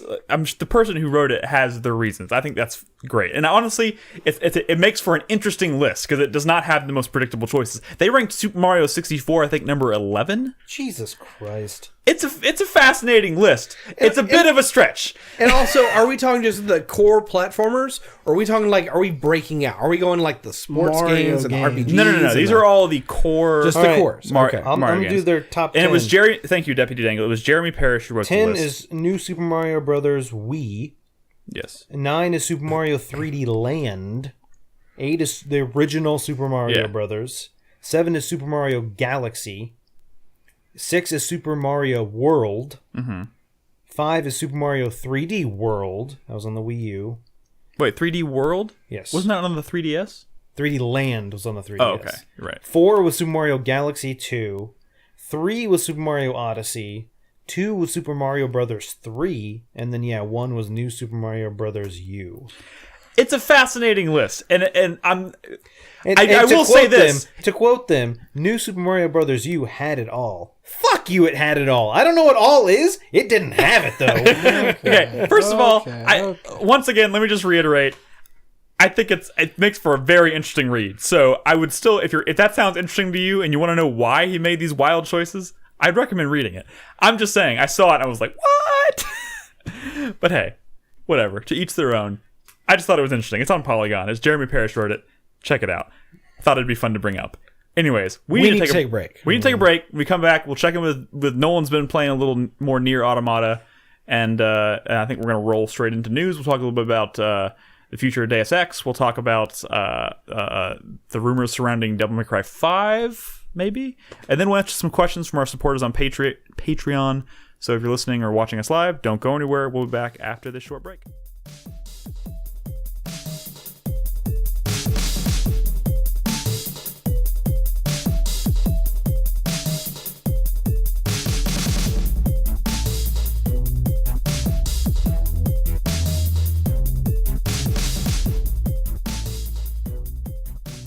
Welcome back to the show, everybody. We still got a couple game, or maybe just one game, right? One game to talk about. Nolan, What up, Nick? can you give us a quick update on your progress through Nier Automata? Yes, I finally started the game. You got the title card, huh? Yeah. Thank God. Didn't know that was going to happen. Yeah, by the time I got to Route C in that game, I had forgotten that I had not already seen. You never see a title card. And holy shit. So, like, the thing is, I played, a lot of this game. I think I'm at, like, 30 hours, 30 plus hours. And it is fascinating that how things can change through the different routes. Yeah. That still make it worthwhile. Like, I understand to an extent why they did the things they wait, the kind of unveiling information and doses instead of like sequentially, I guess, because it kind of adds to the story of the game. Yeah. You, if they were just to throw everything at you at the beginning or whatever, I don't think it would have been as impactful as how you learn about it as the game goes on. But I find myself I actually do find myself wanting to do all of the side quests. Yeah, there's a lot of interesting stuff in there too. There's only been a couple that I've found where like that was kind A of waste of time. Yeah, like a fetch quest, like whatever. I could have gotten through the game without doing that. But I think for the most part, the other ones, I do feel like they add a bit to the story, or just in general, I enjoy them. Yeah. Which is surprising. Was that a moose? Yeah. Oh, here's the thing, Nick. I don't know if my game's fucked up. Every single save point except the one in the middle of the desert has a moose at it. What? Yeah. I don't know why. That did not happen in my game. I don't know if it's a glitch. I'll boot up the game right now after the show, Nick, and I'll show you. I go to any save point, there's a moose laying down next to it. Wait, is that a good or a bad thing? I don't understand. Know. No. No, I just Like it's an actual living moose, not a Yeah, robot. No, it's a moose. video game. I just It's not I mean, real. like that Wait. could have been true when I was playing it. wait. But it no. doesn't seem to be very What is happening right now? important. It's what do you mean? What's happening? I play. I got endings A through E. You're giving this game too much power over you. I never once saw a moose sitting by a save point. Like I said, And people Nick, in chat are saying that's normal. and it's ending M for moose. No, I don't know if, like I said, I don't know if it's You must have to like do a side It's quest an or something. ability. There might be a side quest. Did you do the side quest where you helped the guy in the forest with animals? Oh, is it an ability that gives you the ability because you can ride mooses? Can you get on the moose and ride it? I don't know. I'm pretty sure you can ride them like you can ride the boars. Maybe. Yeah. You Oh, okay. There's an item that you bought that I didn't have Okay. that somehow puts mooses by the. I guess maybe it's so I can go there and then jump on it and fast. Guys, that's why I love this game. Because what? because there might be mooses at every save point. Because Dial why? in for moose. Yeah. Why the fuck is there mooses? I don't know, but anyway, because it's haha random. I've been enjoying the story. Every time I find out a little tidbit more, I'm like, oh shit, okay, oh, this is going on now. And I've like started trying to predict things, and a lot of them I know I've been wrong. It's kind of a hard game to predict. Yeah. Yeah, well, trying not to get into spoilers. Are you disagreeing with me? And I honestly, I went into this game literally knowing just next to nothing besides I knew that the game has yet to begin, blah blah blah. Yeah. That's all I really knew. But I'm glad for that. I'm glad that nothing got spoiled for me. Like literally everything that has been unveiled via the game, I didn't know about that going in, and I'm really glad for that. Because I think it made that much more of an impact. There are definitely moments in this game where I was like, oh fuck. Oh yeah. Oh shit! Like those realizations when certain things happen. Hell, I'm surprised I made it far into the game without knowing Okay. certain things. Can I ask a Never mind. stupid question? Yeah. Never mind. For someone who hasn't played the game yet and would like to understand, 5 endings. Mhm. Are, There's more than There's that. 26 endings, I think. There's Okay, one for sure. every letter. One for every letter. That's great. A, B, C, D, and E are the main track. Okay, so A, B, C, D, E. These are not consecutive timeline things. Everything that... Yes, they are. They are consecutive. So A and B, C, D, A E leads are to all B, happening leads at to the C, exact leads to same D. time? No. No. A no, and B are. A leads to and B, then B leads C, to D, and C. E are in a linear after that. Oh, okay, okay. Because I had this picture Don't in my see head, how like that's relevant. I had my It's in my not head. relevant. And in fact, you know what? This is an unpopular opinion, I imagine. But you know what's great about this game? The characters and the character interactions. The actual plot of what's happening, like the threat, the big bad, not as much. Doesn't matter. And it doesn't have to matter, and I don't think that was the fucking point. This is a character piece. Is what it no, is. it definitely is a character Okay, piece. and I mean, it's like it would be like I wouldn't It'd call be it like an- the Avengers. What's cool about the Avengers? Watching all the Avengers be themselves around each other, watching interesting characters interact. Not, Loki's plan to take over the world and the big army that he's trying to summon. Correct. If you told somebody the actual story beats of that movie, it wouldn't really matter because the real enjoyment, the real meat of it is in those characters and in how they interact. And I think And the their same personal thing, journey. And I think the same thing is true in this game. There are certain story beats, big plot points that are spoilers that you wouldn't want revealed because of how they pertain to the characters Yeah. and their relationship with one another. But everything else that's going on is kind of superfluous. It's kind of just a I throwaway. agree. To be honest, So I think the spoiler craze around this game is a little misfounded because most of the stuff that people I think consider to be spoilers, yeah, it's nice to watch the story with fresh eyes, but I don't think it's gonna ruin your probably enjoyment of the game knowing like how certain events unfold. I think what's really important are the characters. And honestly, like when I think back at my time with this game, like I can tell you a lot more about what happened between these characters and what the impact of the events of the story had on the characters than I could actually tell you what transpired against The story beats. like Right. the Like major what's going on with Yorha? What's going on with the robots? What's going on with maybe there's aliens? Like what's going on with anything? It doesn't. The game isn't even concerned about it. Like Yeah. the game doesn't even really take much time to lay that Like, out for you. a bunch It doesn't show you anything. A bunch it of crazy explains a lot. a bunch of crazy shit happens at the end of that game. I honestly don't know what happened. All I'm saying. All I know is how it impacted the 2B and the main characters of that game, and like that's what mattered to me. Right. I get that a lot of people probably feel the same way about the characters, but the unpopular opinion part comes from the fact that I think the actual story of the game isn't that great and doesn't really matter. And that like the endings, how they tie into each other largely also don't matter as much. Okay, so I guess y'all didn't understand exactly what I was asking to begin with. No, I didn't. All I was asking Damn was, it! We just spent 10 minutes answering it. I mean, my question was, I know you consecutively play through as these different characters get these different endings, but I was asking mainly if everyone was following the same events in a story, but it's from different perspectives each time. Only A There and B. is some of that happening, but then there's also but also time moves on further. time moves on further. Okay. Like so basically half and half. like at least the first two you'll find out when run-throughs. you play it. I mean, there's I don't. Yeah, I mean, the way it's organized doesn't really matter. doesn't matter, It, yeah. like the first two playthroughs definitely run parallel. They cover the same set of events from beginning to end from two different perspectives. Then the game starts and the story progresses to like the aftermath of what happens in those two playthroughs. Okay. 'Cause, I mean- so the first like 30 hours of this game is a prelude to what the game really wants to be about. Honestly, I think it's kind of stupid that we even call them playthroughs because It is weird. they're all different. It's very anachronistic. You're It's never really, with the exception of maybe an argument made for A and B, you're not really playing the same thing twice. Even though A and B is kind of covering the same events, like you're seeing it from two totally different perspectives, and like things are different.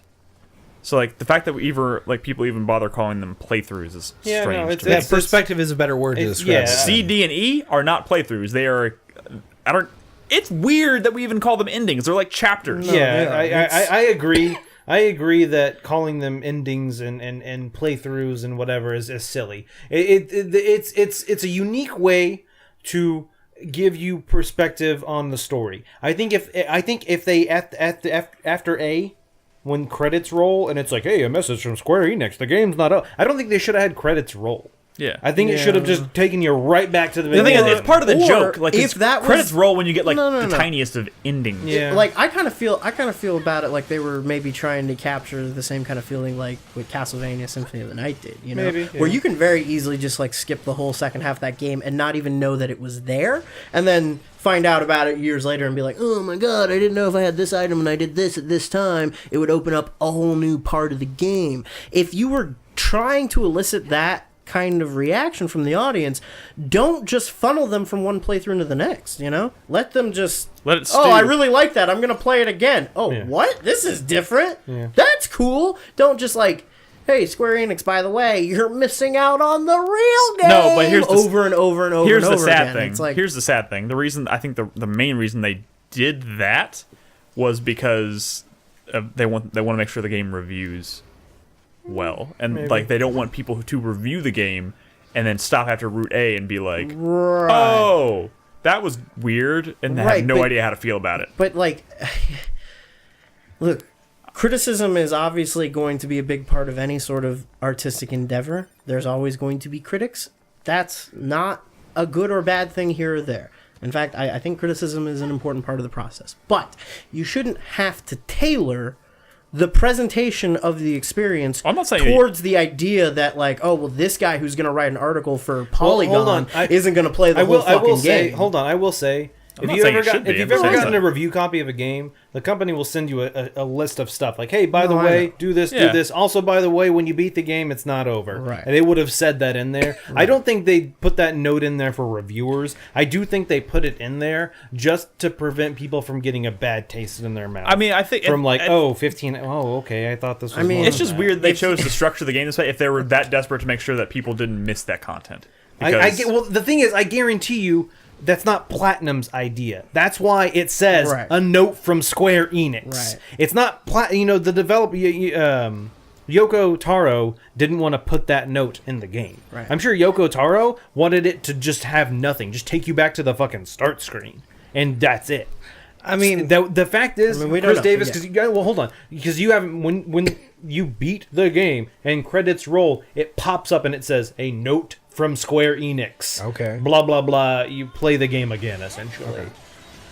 So I mean, I think that's why, like, that was where the compromise was in. Was they were like, okay, fine, we'll put it in there, but just, we want you to know that we don't want it there. I mean, my thing is that I'm probably going to start this up next week because December is going to be my poop sock month. The way you guys talk about this game and the way things are phrased, like routes and 5 endings and things like that, it doesn't. And the way Game's own up words. until this point where I didn't understand that it was like both consecutive events as well as happening at the same time. It's hard to. It was really hard to gauge like how long this game is and what this game is trying to do. The problem is that we've been so caught up in describing the game in terms of its own gimmick Yeah. that we haven't really been talking about the truth in that it is just a single player linear story that happens to be broken up into like 5 chapters. Yeah. Okay. I mean, that's... And then there's those chapters there are no labeled playthroughs.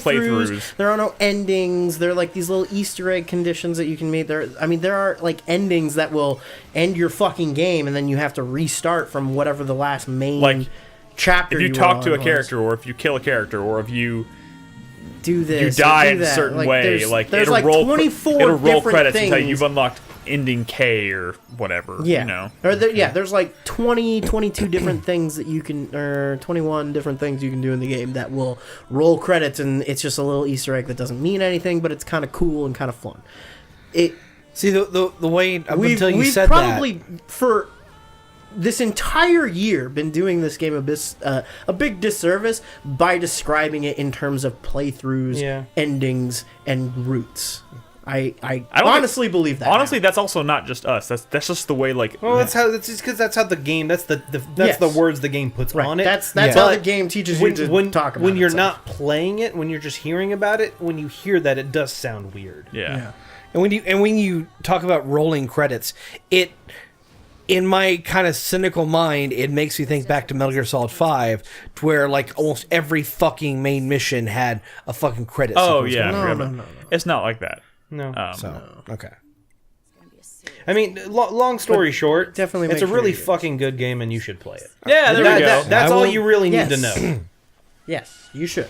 And I shall do. All right, we do need to move Like on. one of my biggest regrets is waiting so long to start. You know what? I'm really excited about this game. Let me inject a bit of positivity into my discourse on this game because I feel like it's been largely negative and largely confusing because I've been frustrated with how I feel about this game. I am so fucking excited to play this game again in like 5 years and just see what I think about it then. Yeah. Like this is kind of one of those weird experiences that I think you need to sit on, I'm think excited. about, and like try it again. But I'm excited to see what this freaking series, like, this is a series now. We've talked about this in the news the past couple of weeks. Like, they're actively working on developing new games in this franchise. Yeah. I am excited to see what this looks like as a franchise because when the original Nier came out, there was never any, like, there was no illusion that this was ever going to become Oh no, a definitely regular not. franchise. Right. This After the game first one, yeah. has made this a kind of a mainstream, maybe not mainstream, but like it's given it more mainstream appeal enough that it has justified its existence as a franchise, and that's super exciting. No, So, it is. One thing I will say, like, holy shit, this game has one of the best maps of any game I have ever played. Maps? Yes. Oh, you mean like When you pause the game and go into the map of the game. curious. Holy shit. Chris Davis, the map of this game is literally a 3D model of the map. Of the entire Oh, thing. nice. Like a physical... it looks fucking cool. Like, when there's a fucking objective, you can't only see where it is, like, horizontal, or, like, north, south, east, west. You can physically see vertically where you can it tilt is the in map world. and like see You can where tilt it is. the map. You can and- manipulate your perspective. Yes, it is Okay. fucking insane how awesome the map is. in Can this you game. like, in a way, like go into a first-person perspective and go into the Not map? that close. You can zoom in pretty far, But you can definitely can't tilt get it. that close. But yeah, Okay. you can tilt all the way around. That's and still pretty fucking cool. Yeah. All right, we do Anyway, need to yeah. move on. Yeah. So obviously Nolan's gonna keep playing. Oh no, definitely. So we'll check it. I'll- And I'll- maybe- I'll probably have beaten it by next show. We've talked about maybe making this our next bonus podcast and doing a spoiler cast. Next week will be the 37th episode of 4Player Podcast featuring this game. Yes, no, you're probably not incorrect. Anyways, we need to move on. There are a few news topics. Wait, there were no other games, right? Yeah. Okay. Not to my knowledge. News. There is some news this week. I want to start with the Square Enix news because we're on Square it? Enix. Mm-hmm. Deus Ex. Deus Ex. No. Mankind Divided. Lied to me. Underperformed. Yeah. Unfortunately, I enjoyed the game. Financially speaking, underperformed. Critically well received, but a lot of people, Square Enix, like there's been a lot of rumors floating around. Square Enix is kind of shelving this franchise because I don't think either one of those games, Mankind Divided or Human Revolution, I don't think either one of them were necessarily. Human Revolution did Huge fairly well. It did okay. was But it wasn't like a Mankind Divided huge that dropped financial off. success. Correct. It was critically well received. It did okay, but it did not meet their standards. It was kind of surprising it got a sequel. yeah. And then it and got a that's- sequel, and the assumption was that it would sell better, but it did not. But that's part of the interesting part of the story, though, is that in talking about this, they also said they've kind of readjusted how they do their sales targeting. What? I think What does that mean? Like Maybe one of the made it things more they've, realistic? they made it more realistic. Like What if they're going to target women? well, no. It's not I'm gonna talking be about like Adam sales Jensen. figures. Like they originally expected Rise of the Tomb Raider to sell like what 8 million copies. Yeah. It wasn't going to sell 8 million copies. No. But they've realized that in retrospect, these Western games that they've been publishing, yeah, we're overestimating exactly how much we should reasonably expect to sell. Yeah. yes. And so, So that's all. I think that's all. That's because that gets out of like sometimes the sales figures that they expect in these games are absolutely ludicrous. good old Capcom, So 12 million with Resident Evil 6. oh my god. Anyways, so Deus Ex there was an interview with the man producer. spread divided. There was an interview this week with the producer of Deus Ex, and Square Enix and the producer were commenting on the status of the franchise, Deus Ex, and they responded directly to the rumors that the franchise has been shelved, and their response was, I don't know, basically was like, I don't know where that rumor started, that's not the case, it's still they said, quote unquote, it's a very important franchise to Square Enix still. We know where it started. It started from them saying, "Yeah, we're shelving this fucking franchise." In certain words, somebody at that company said something that gave the impression that they were was shelving poor it. PR work. Somebody is trying to backpedal that a little bit and say that it's still a very important franchise. However, they did comment on it saying there's not a game actively in development. They did confirm that, but they said mainly that's because resources, and they are working on 3 other big projects right now, 2 of which are Marvel projects. Wait, what? Nolan?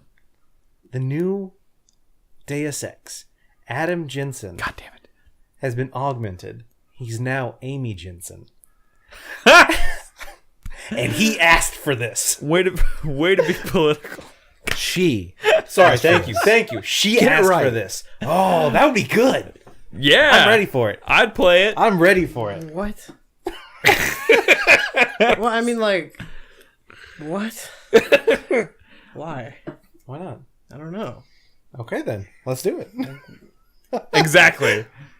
I mean, I can't. You know what? If they make another Deus Ex, I kind of don't want it to look, I kind of want it to. I liked Adam Jensen's. I liked this reboot. I'm Deus done Ex. with Adam Jensen. I think I am done. One of the main reasons I didn't get super on board for Mankind Divided, and I honestly didn't play it. I mean, I played you remember that. I played a few hours of it and got frustrated. Is that it felt too samey? I wasn't really. No, it definitely was very samey. I wasn't really interested in returning to that. I was expecting there to be more variation, to maybe feel different, tackle it from a different angle. I don't know. It looked and felt way too much to me like Human Revolution for my taste. I was hoping for something different. Don't get me wrong. In my opinion, it was like going from Assassin's Creed 2 to Brotherhood. It was improvements. It was better. I like some of the story beats. I guess, hold on, that is but a it bad felt example. too. Brotherhood's so much better than 2. I'm trying to think of. But those 2 games do look and feel.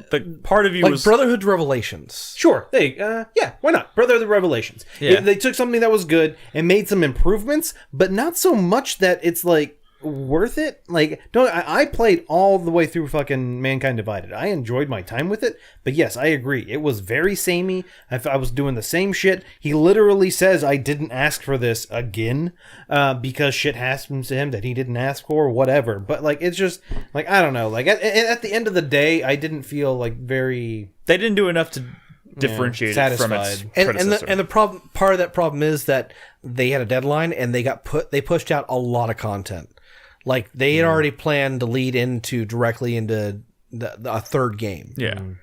Well, honestly, I hope that they're serious about this when they say that Deus Ex is still a very important franchise. Me too. But I also hope that means when they do eventually return to it, that it is noticeably different in some way. Well, I mean, sure, you could ask for that. If they come gameplay-wise, in 6 years, if they make Deus Ex whatever, the follow up to this one, and it still is that same color palette, still Adam Jensen, still looks the same. Even if the story beat's interesting, it's going to be hard to get on board. See, I want them to wrap up that storyline with Adam. But the real problem is that. So I'm guessing Mankind Divided didn't really wrap up his. No, character. it ended on a cliffhanger. Yeah, God damn it. Which means they have Which is the first time this ever happened in a Deus Ex game, by the way.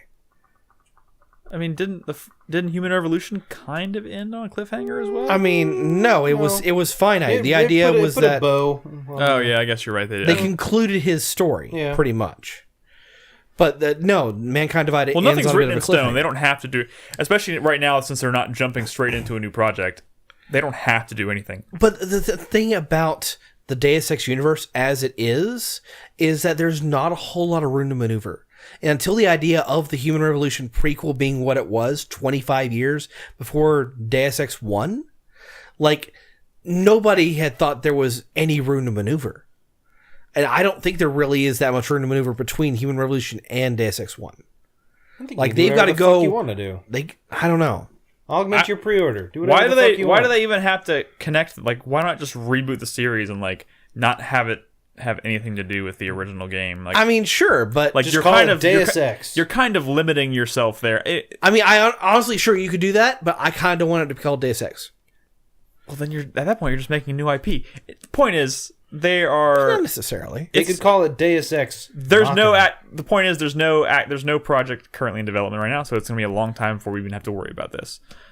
Anyways, You know, Ubisoft used the same language when they were talking about Splinter Cell. what That- language? Splinter Cell is very important to us, but we really don't have anything we can talk about or reveal at this time. Well, there's probably a reason for that. All right, moving Hurts me on. inside. Anyways, I also this is rumor and conjecture, but I want to talk about it because Hearsay. PlayStation Experience is coming next week. yeah. It'll actually be next weekend, like the day after we record our next podcast. Uh-huh. So maybe next week we'll get into kind of like our predictions or hopes for that.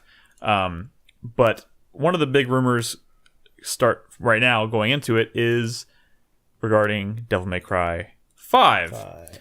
Now, I'm hesitant to even bring this up because I feel like there's been like 7 or 8 shows at this point where there's been rumors of Devil May Cry 5 being revealed. I feel like it's kind of like Yeah, but those rumors are those episodes are happening like, I don't know, 7-8 months apart. yeah, I mean, I just feel like it's been since like E3 like 3 years ago that we've been waiting for a reveal of yeah, Devil of May course. Cry 5. And now it's looking like this is the first substantial rumor. In fact, there are assumed leaks out there. There is a shit ton of information regarding development time, people like talent working on the project, production, story beats, all this stuff. There's a whole thread on Reset Era right now about Devil May Cry 5, and I don't know obviously how much of this is true. I'm not going to go over every little bit, but I would say there's a pretty detailed breakdown of it on Reset Era. So I would go check that out. Maybe I'll post a link in the link dump. Anyways, I'll just kind of hit some of the high notes here. Well, first of all, is anybody else in this room besides me? I know Brad's a big Devil May Cry fan. Anybody else here Devil May Cry? I've played. I used to be pretty big I on played Devil May Cry 2. 2? That's the one you played? Like the one? Maybe some of 3. Oh. Yeah. Anybody Remember else? that time when we lived together and Bueller? I played Devil May Cry? Yeah. What was the one that came Have out when we I lived never together, played- Nick? Wait, what? What was the one? Which one came out when we lived together? 4 or DMC? I want to say think it it was was- probably 3. No. When you guys Wait, lived fucking together? kidding me? I didn't even live in Texas when 3 came out. Yeah, no, it was like DMC, I think. Yeah, it was DMC Devil May Cry. I'm trying to remember where I was when I played DMC. And- I think I thought we you were maybe working at GameStop. because you Yeah, were we lived playing together it, when DMC came out. I and think. then you were like, "You want to check it out?" I was like, "Sure." And then I was playing it with my feet, and I was like doing really. Oh good. yeah, that was That was DMC. DMC. I was doing really good. That was This first of all, Has nothing to as do much with as it, I sadly. love DMC, the Ninja Theory DMC, it is We love DMC. sure we love DMC. Devil May Cry 5 is rumored to be a direct sequel to Devil May Cry 4, which was the game that the game starring Nero, which was you play as Dante and Nero, the Dante lookalike Nero, Dante and not Dante. Dante and not Dante. Great game, fantastic game. I was not really expecting them to jump straight into a direct sequel to that, but here we are. That's what the people wanted, though. More than one playable character in the game is confirmed. Dante is playable, of course. I don't know why that would be even a question. Nero is also another possibility as a playable character. Possibly up to 3 playable characters have been suggested. I don't know who the third one will be. Hopefully one of the ladies. Oh no, they specifically say Virgil. No, they say Virgil is not confirmed. I'd prefer In this league. Virgin. I mean, it could be Virgil, but I'm hoping it's maybe one of the ladies. I think you can put money on Virgil. We'll see. Then again, we're putting money on. This is Hermes. all rumor and conjecture. I don't want to. All of this could be fake. No word on whether Virgil is playable or not. He will be returning though, especially since there is a character connection hinted between him and Nero. Specifically, it was confirmed somewhere in one of the games that are in. I think it was in an art book or something. They confirmed that Nero is supposedly Virgil's son. I don't know. That's a weird place to reveal that little bit of information, but apparently that's been out there for a while. Let's see. Oh yeah, there has been something about Uncle Dante or something. Character switching during key story points in the game, which could be cool. All right, gameplay systems. This is kind of where I think I'll focus most of the attention on. Console is targeting 60 frames per second, like previous DMC games. Level design is apparently more open. Even though they're not saying that it's open world, but the levels are built in such a way that it is going to be more open. Movement outside of combat has been streamlined to match the open nature of the game, which could be cool. I don't really necessarily want an open world Devil May Cry game, but I would certainly appreciate bigger, more open environments. Maybe less. I think Devil May Cry 4 and DMC, I think were both maybe a little more linear than I was hoping. So to kind of open that up and maybe give you more options for traversal would be great. Yeah. No stamina bar. Did the other games even have a stamina bar? I don't know. I feel like that it'd be weird to bring this up if they didn't have one to begin with. I stopped playing at 3, so I couldn't tell you. They've reworked the dodge system. The camera system seems to have been overhauled as well, these are all. There is a shit ton of. Part of me wonders how much of this can possibly be true. If this is all true, this is a massive leak. Like, one of the things in there for massive. gameplay and camera was that lock-on was, like, automatic and on by default. Where did it say? Hard lock on. Yeah, hard lock on is standard, is what it says.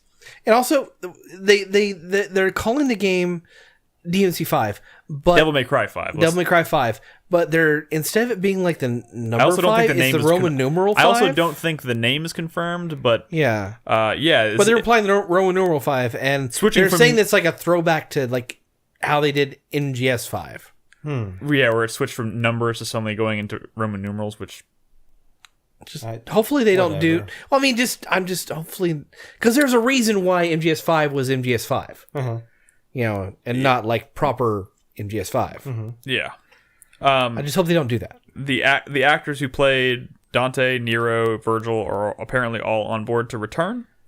So yeah, and the cutscene director for Devil May Cry 5 worked on DMC 3, 4, and Bayonetta. So there's that.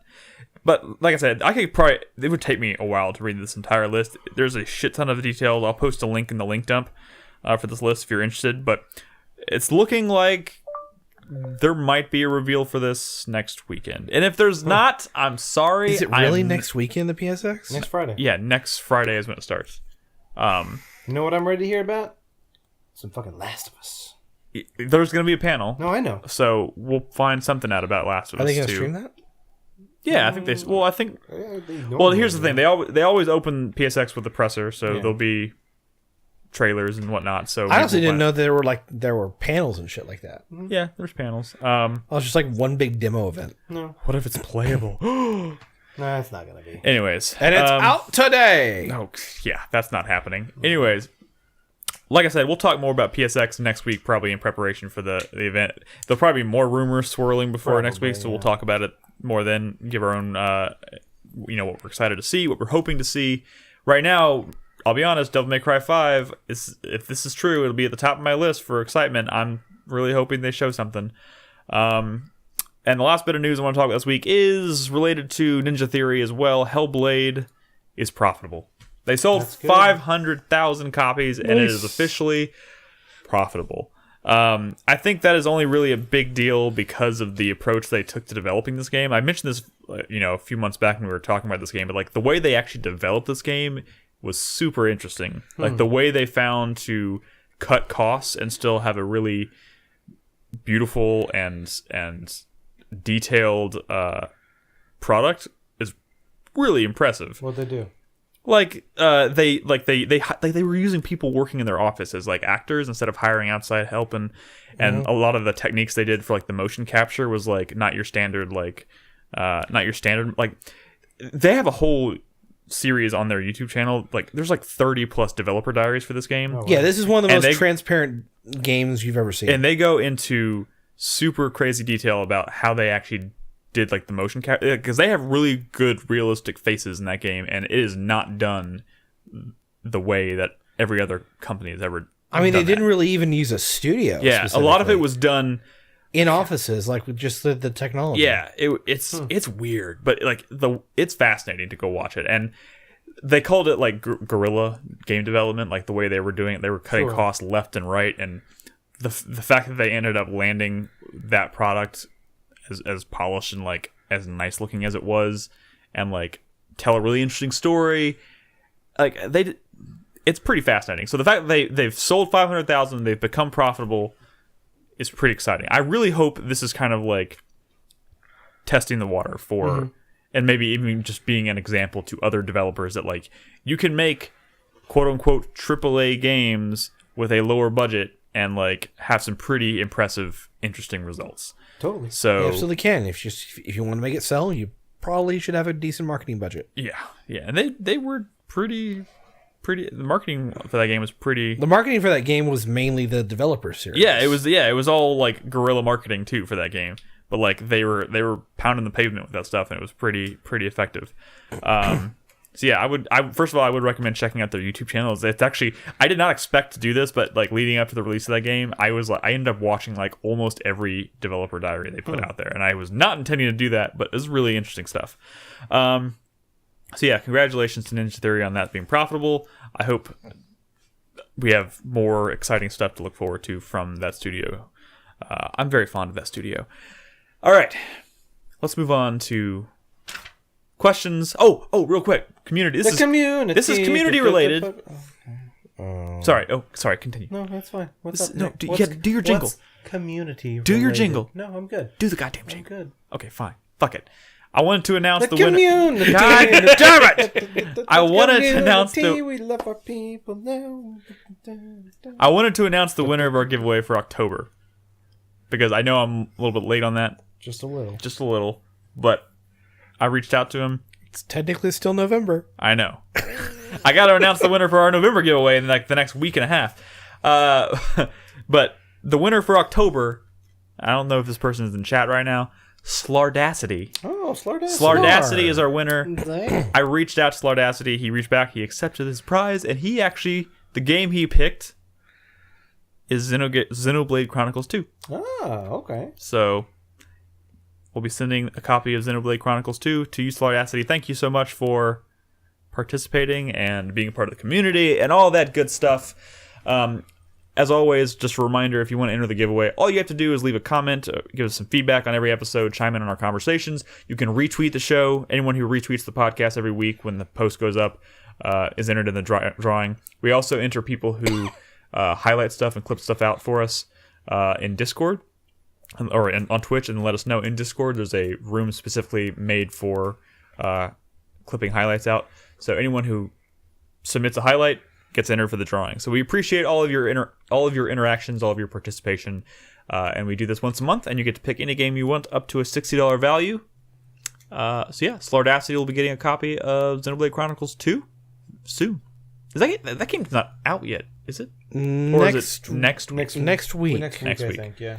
So I'm hearing some pretty good things about it, actually. I'm hearing some okay things about it. Brad's been flipping his shit because of Cosmos. Cosmos.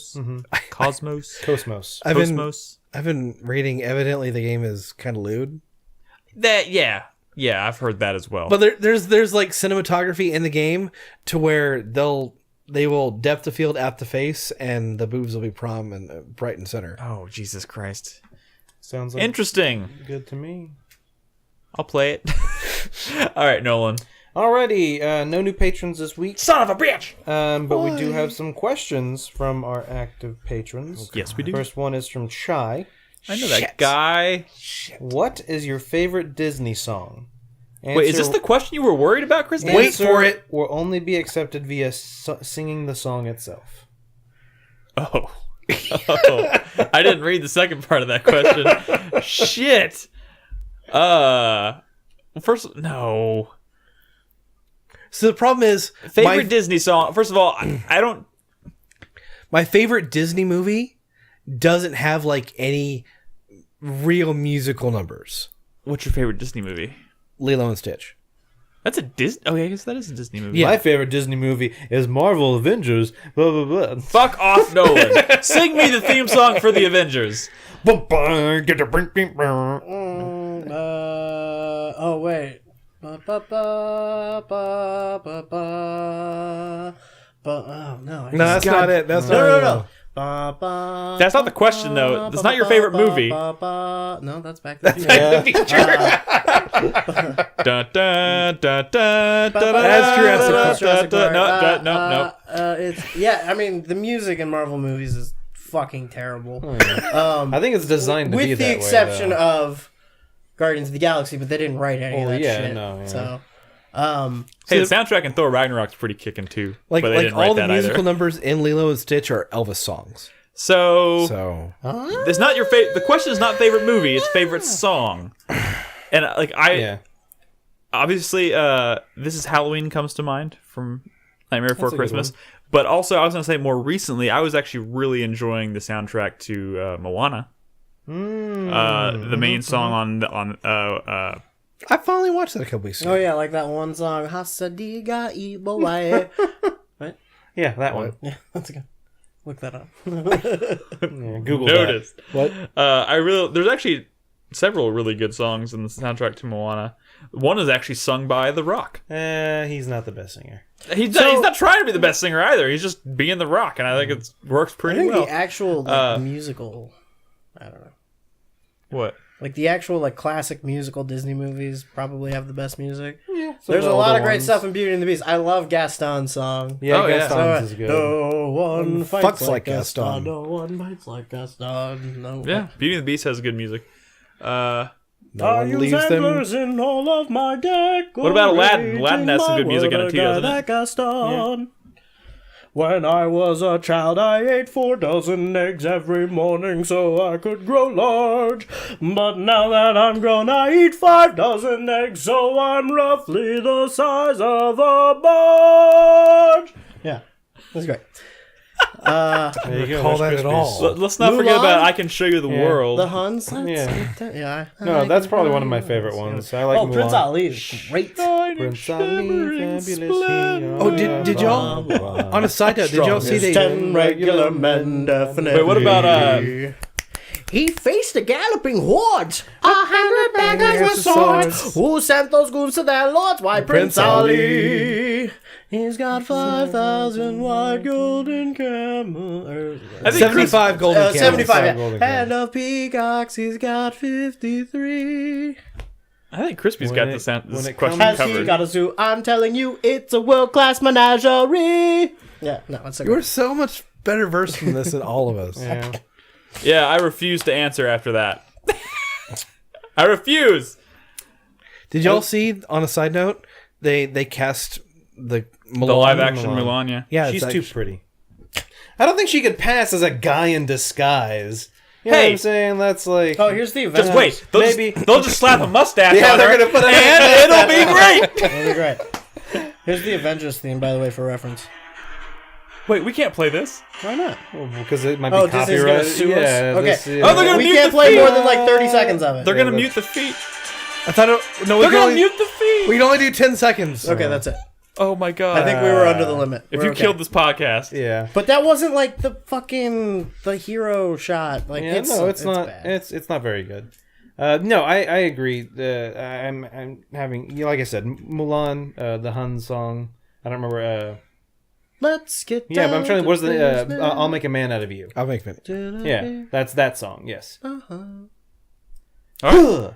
But yeah, so Did they send me that's one of my daughters? favorite ones. I think honestly, Mulan is one of my favorite Disney movies. I need to rewatch that. Son. I only ever It's- saw it's a it good once. movie. You know, So- one of my favorite Disney movies, believe it or not, I really like Tangled.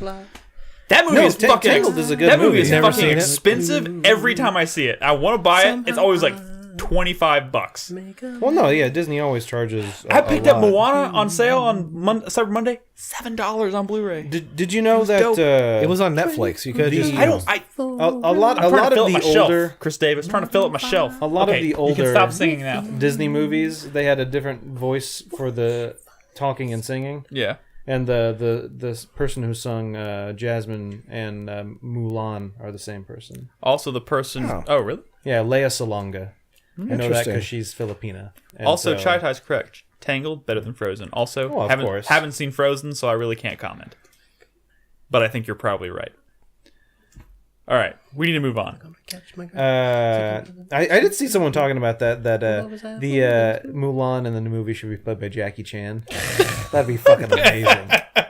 That'd be fucking amazing. Have you like him? What was that? Was it Last Action Hero? No, not Last Action Hero. What's wrong with buying Moana? What is Zero Skies? No, I thank you. I understand that the Last Action Hero was Schwarzenegger. That's why I corrected myself. It's not that. What is that movie where Jackie Chan is like gets like sucked into the video game or whatever, and he's like Chun-Li? Oh no, that's that he plays Chun-Li and he fights Ryu. Yeah. I can't remember what it is, but yeah, dude, they totally pass. I'd watch that. Totes. In a It'll heartbeat. come to me later. But anyway, moving on. Next question. By the way, Moana was a great movie. It is good. It was pretty good. That's a good movie. With the Mr. Green Toast, with the Christmas season arriving soon, what sorts of holiday decorations do you plan on setting up for this year? I'm hanging Christmas lights around the edge of my house for the first time ever. So you're edging this year. No? Yes? What? You're making me feel uncomfortable ever since the docking thing, okay? The what? Is edging something too? Yeah. What? Nick, have you heard of the internet? Yes, but I don't Okay. look at the same things y'all do. And I look at some sick shit. I think Nick just focuses on the butthole. If it's not around that, he doesn't. I mean, know. doesn't everybody? It just winks at you. But anyway, as far as Christmas decorations go, Brennan and I are going to be getting a Christmas tree. We're probably going to pick it up next week. You already pulled out your decorations. Yeah, down there.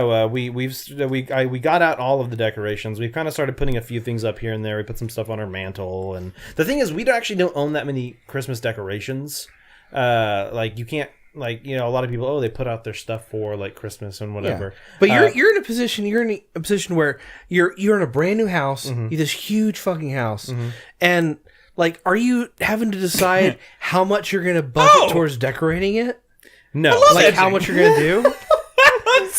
So anyway, Just right to the Nick edge. now knows what edging is. I think I may have heard this before. It's not nearly as bad. What as is it, Nick?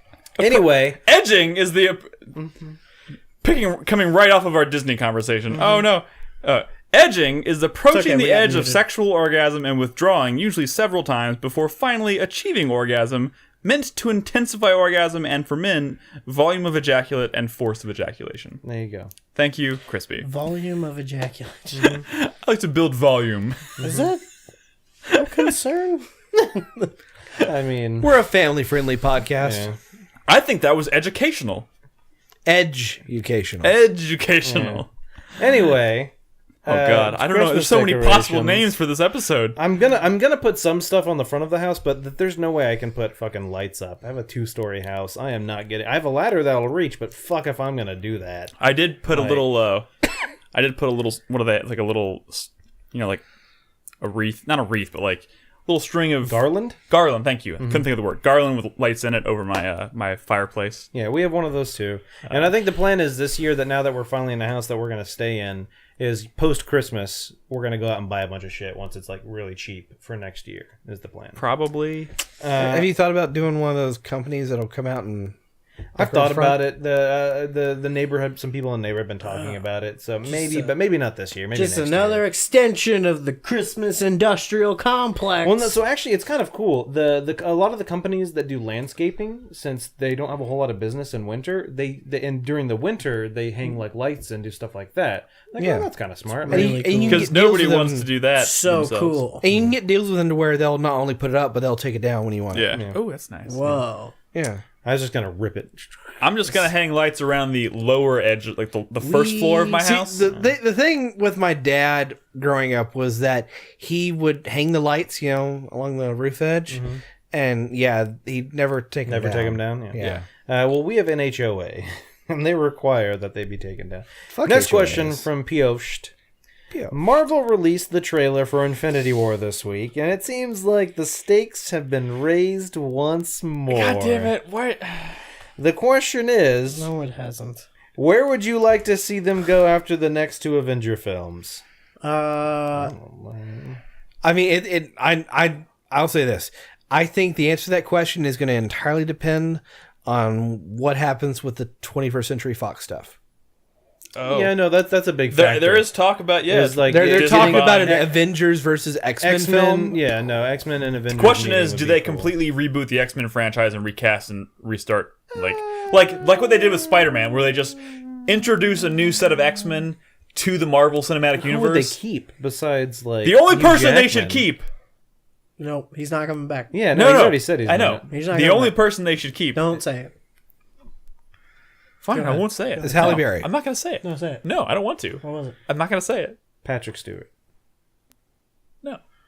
He's no. Oh, well, shouldn't say that out loud. No, I'm not saying it. Don't look at me like that, Come on, Crispy. who You was it? fucking judgmental Come on, who was bastard. it? Ian I was McKellen. No. I'm not judging. I really want to know who. What? Deadpool. I mean, Well, yeah, but he's like his own thing. yeah, But he's his own thing. But don't tell me you don't want to see him like interact with more X-Men. oh yeah, no, I definitely No, do. Like, what you wanna especially if they could fold I want that. like the X-Men to come back. Yeah. and Yeah, I want I it to agree. be the X-Men. but like, No, yeah, what you really want is the Spider-Man Deadpool movie. That's what. yes, That's what you absolutely. want. I'd be okay with that. And I don't know if I they can want- really get away with that. I want Tom Holland on screen with why am I suddenly blanking on his Ryan name? Reynolds. Ryan Reynolds. Thank you. I was about to say Ryan Gosling. I was like, I know that's not right. I want Tom Holland and Ryan Reynolds on screen playing their characters. That would be dope. Crispy's not on board. You're not on board for that? No, Crispy? it would be great in a bigger movie, not like as its own thing. No, I think that'd be fine if they did another Avengers movie or a team up movie and like so- they were just Dude, part of the you team. know what? I'm with Nian Maru, man. Fucking do Doctor Doom and do him right. They've tried twice. Do the good They Doctor tried Doom. 3 times. Don't be ashamed of what Doctor first Doom one is. Fucking lean into it. Go fucking crazy with it. Make him arch as shit. Make him the fucking like dictator, dark sorcerer, badass that he fucking is. Don't try to explain Doctor Doom. Yeah. Don't try to apologize for Doctor Doom. Make Doctor Doom. Just do it. Doctor Doom So you know what? Like I love that idea. I'm so fucking over like origin stories. Yeah, me too. That's I'm why- not saying do a Doctor Doom No, origin I know, story. but that's what I'm saying. But like That's why I- Spider-Man: I- Homecoming was so refreshing. I understand for some characters, like maybe Captain Marvel, some sort of brief origin. But I for think characters that people aren't already very familiar with. But like someone like Batman, like shit like that, you don't fucking need an origin story. Like I like that. I don't say I like, but I like Flash is getting his own movie, right? Yeah. I hope there's no origin in it. But anyway, and that I fucking loved the origins in Justice League for Flash and Cyborg. It was them just talking about it, like, how'd you get your powers?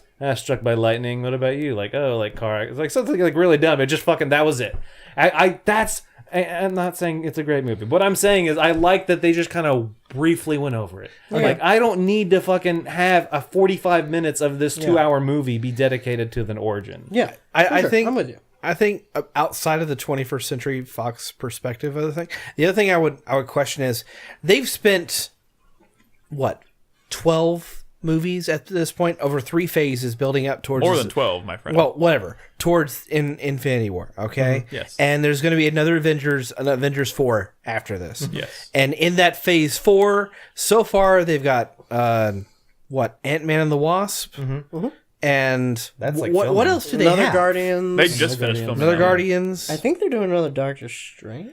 I think they are, yeah. Captain Marvel. Captain Captain Marvel. Marvel. Captain Marvel is not debuting until after Avengers Correct. Infinity War, at least. Dude, I think they're still like casting for Captain Marvel. I don't No, know. they just announced Jude Law They've has been- joined the they've been cast. Yeah, they're still doing shooting that. That's what I'm saying. They started filming, I think. They filmed some stuff, but they're still like they're nowhere near done. Yeah, But that's coming out. I mean, I'm just 2019, saying I think. they've spent 3 phases building up to the movie that's coming out next May. When do they start slowing down or stop? they don't. Are you kidding me? Dude, they have I movies. feel like they have to. you do eventually. realize they have movies planned through 2025 or something That's like fair. that. That's fair. That's a fair question to ask. I think Like, it's why an are they okay still doing question. it? But the question was, what are they going to do with the franchise after this Avengers movie, assuming that it's going to keep going? What should they Yeah. do? The definitive answer, I want to see the fucking Hawkeye movie. And if you're thinking that's a bad idea, it's that's because fine. you don't fucking read comics. So There's no what- reason what I to say want, that's what bad I idea. want is I want less like Captain America 5, Spider-Man 3. I want more smaller crossovers where it's like almost like Thor Ragnarok. I wouldn't call Thor Ragnarok a Thor movie. That wasn't a Thor movie. That was Give a us a Thor, buddy a cop. More Thor like Hulk. slice of life, kind of just a little corner of the universe. This is just Yes, one story. that's That's Spider-Man happening. Homecoming was Spider-Man Not- and Iron Man. Not every. Iron Man fine. showed up a couple times. That was But, like, fun. I think that was an appropriate amount for him to be in that movie. But like, there's a lot of really fucking cool stories in the Marvel universe that aren't the world's about to end and Yes. everybody has to do something. That's you know? that's what I want to see more of. I want to see more of the side kind of this is just something going on over here with multiple That's why if they get Deadpool in, there's a great Deadpool Loki story they can tell called Deadpool's Art of War. Fucking fabulous. Fantastic movie. It would make so much money. Hawkeye, My Life is a Weapon. It would make so much money if people knew what the fuck that was. I'm telling you, this stuff is just sitting there. Fucking more Doctor Strange. If they start getting into some of the stuff that Doctor Strange has been doing in the comics over the last I want to see 4 facial hair years or so, bros. fuck yeah. Yeah. Doctor Strange and Iron Man doing some Yeah. shit, right? That's great. It's wonderful. Can I just ask, are we still fine with the villain of the week format? Villain of the week? I mean, like each movie. Wait, Each movie particularly has like one villain, well, like and that villain You just kinda never have- appears ever again. I mean, most You wanna stories focus. and arcs do have some kind of antagonist. Do Yeah. have some kind of villain. Yeah. They need to have some sort of thing that Like, drives the movie. a movie Yeah. can move the needle on like an overarching story, but if it doesn't have its own story to like wrap up, people are gonna be annoyed. Yeah, you need to- especially when you know you have to wait like 2 years between films. Like, I mean that only is if you plan it that way. and there are also like you could film them consecutively. there are also some villains that are only appropriate in a smaller context. Like you don't like, you know, and that's absolutely fair. like the use of the Vulture in Spider-Man: Homecoming was perfect because you would never expect the Vulture really to be a big player in something like the Avengers: Infinity War. But say they were doing some standalone Spider-Man films that Which aren't they part are. aren't part of like the Spider-Man 3 movie deal. Which who knows what's going to happen with that? Sure. Okay. There's 2 more movies coming. Wouldn't you feel like you would want to take a more prominent villain from that, like Dr. Octopus, and maybe stretch him out across 2 films? Not Maybe really. do something interesting with that? Maybe. Like, But, like, a cliffhanger? Or, Part of me loves I don't know that watching Dr. these Octopus movies is the because villain to do that with. Yeah. But sometimes I want to see these villains on screen, but I don't necessarily want to see that much of them. Like, I kind of want to just see a villain, be like, that's cool, watch the superhero take the villain out, and then know, like, okay, I've checked that I've seen that villain. Done. Don't have to worry about him anymore. It's cool that we saw him. Like, they're probably kinda gonna I want to disagree see with Kraven the Hunter. they're probably gonna do Scorpion for the next movie. it doesn't. Yeah, I mean, it doesn't. They've already The stories confirmed are there's a good. villain movie. It doesn't really matter, like what they're doing. I don't know, like who's. I don't know. I want them to tell good stories. I want them to tell stories that have like They should do not that not story. super complicated, but meaningful and satisfying character arcs. I think the best Marvel movies so far, and I stick by this. Wait, hold pretty on, much Crispy. across Wait, the whole hold on. franchise. Hold on. The best ones. Have, Hold on. SMG Sterling asks, what does everyone think the best superhero movie is to date? All superhero universes included. All right. Okay, I'm going to use that question to answer this question about Marvel. I'm not saying that these are the best superhero movies to date because, you know, obviously there are other superhero movies that aren't just Marvel movies, but the best Marvel movies so far have been the ones that focus on character over these, like, huge, high stakes. No, agreed. Avengers was a great movie because it was a character piece. Age of Ultron was a less great movie because it was more worried about Ultron and his destroying the scheme world. and what he's doing and all that shit, right? Guardians of the Galaxy, the first one, fantastic movie. I fucking love it. It was great because of the character interactions, not because of their quest to stop Ronan the Destroyer from doing whatever the fuck he was doing. Which pretty much wasn't he was really throwaway anyway. Yeah, which really wasn't that much, you know, really wasn't that important anyway.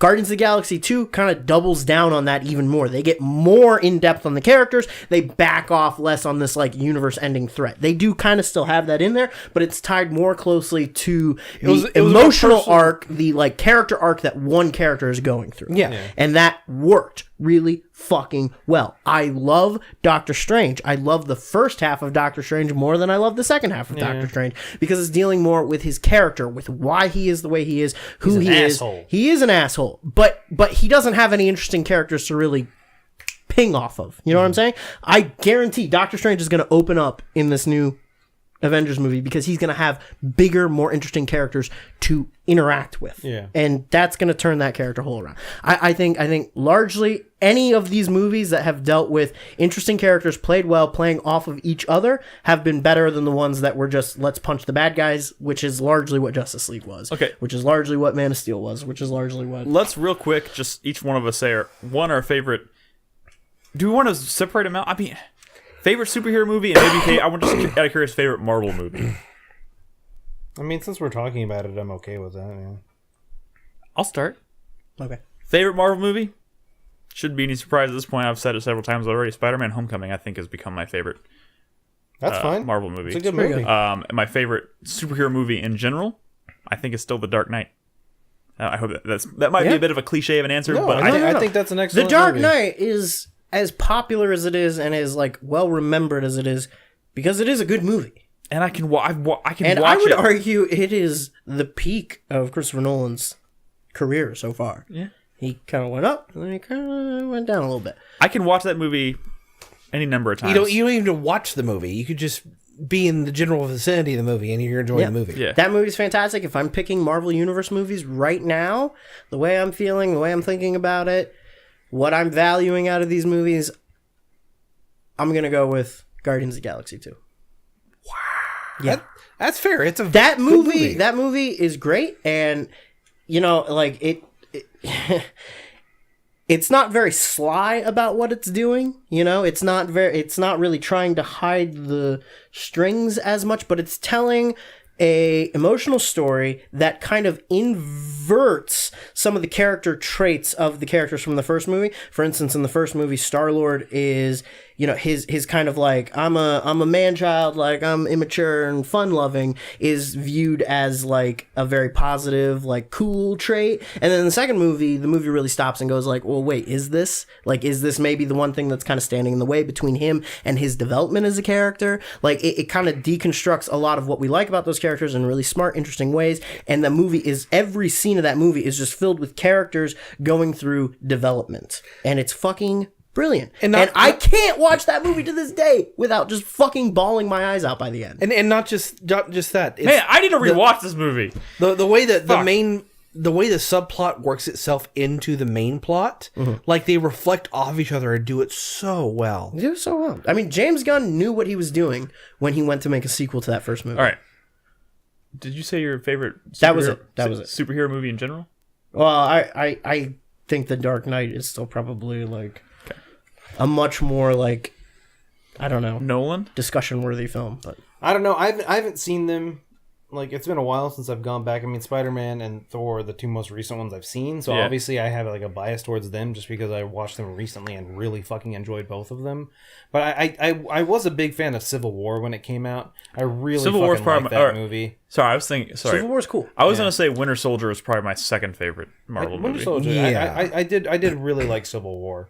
I think the first half of Winter Soldier especially is maybe some of the best that's ever. I think it gets a little undercut by what happens in the second half of the movie, and that's why it kind of falls on the list a little bit for me. Yeah. But the first half of that movie, the build-up and the questions that they're asking are fucking great, and I don't think any of the other Marvel movies have like come close to that since. Yeah.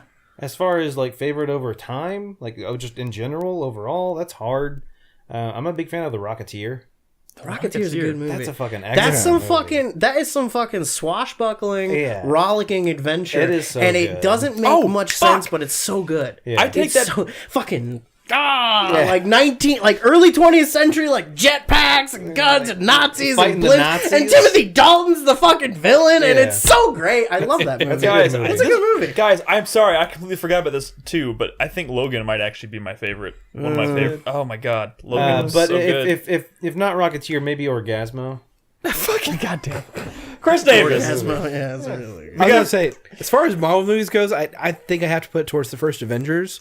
Because the way they culminate that first phase, bringing all these characters together, how they play off each other so well, and how they they do so many things in that film to make it absolutely a perfect payoff for all the work they fucking put into it going on. Yeah. You know what's great about that movie? And I was watching a criticism about this recently, and it like, because I had gotten to the point where I was kind of like, it's a good movie, but it's not that great. And then like I watched this video where they were like analyzing and breaking it down. They made a really good point in that movie is kind of rigged to win. Like it's rigged to make you want to win it because the overall meta narrative of the movie is about the MCU as a film franchise. It's like we've spent 2 or 3 years putting out these movies with these characters that people seem to like what's going to happen when we put all those characters into one movie and try to pull off this thing that like nobody's really done before. And that is the plot of the Avengers too. You know? Yeah. So by wanting the movie to be good, or by wanting the characters to succeed in the movie, you're also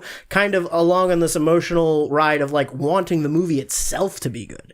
Yeah. And it's great. And that is a really good character piece, and it is hardly an action movie whatsoever. Yeah.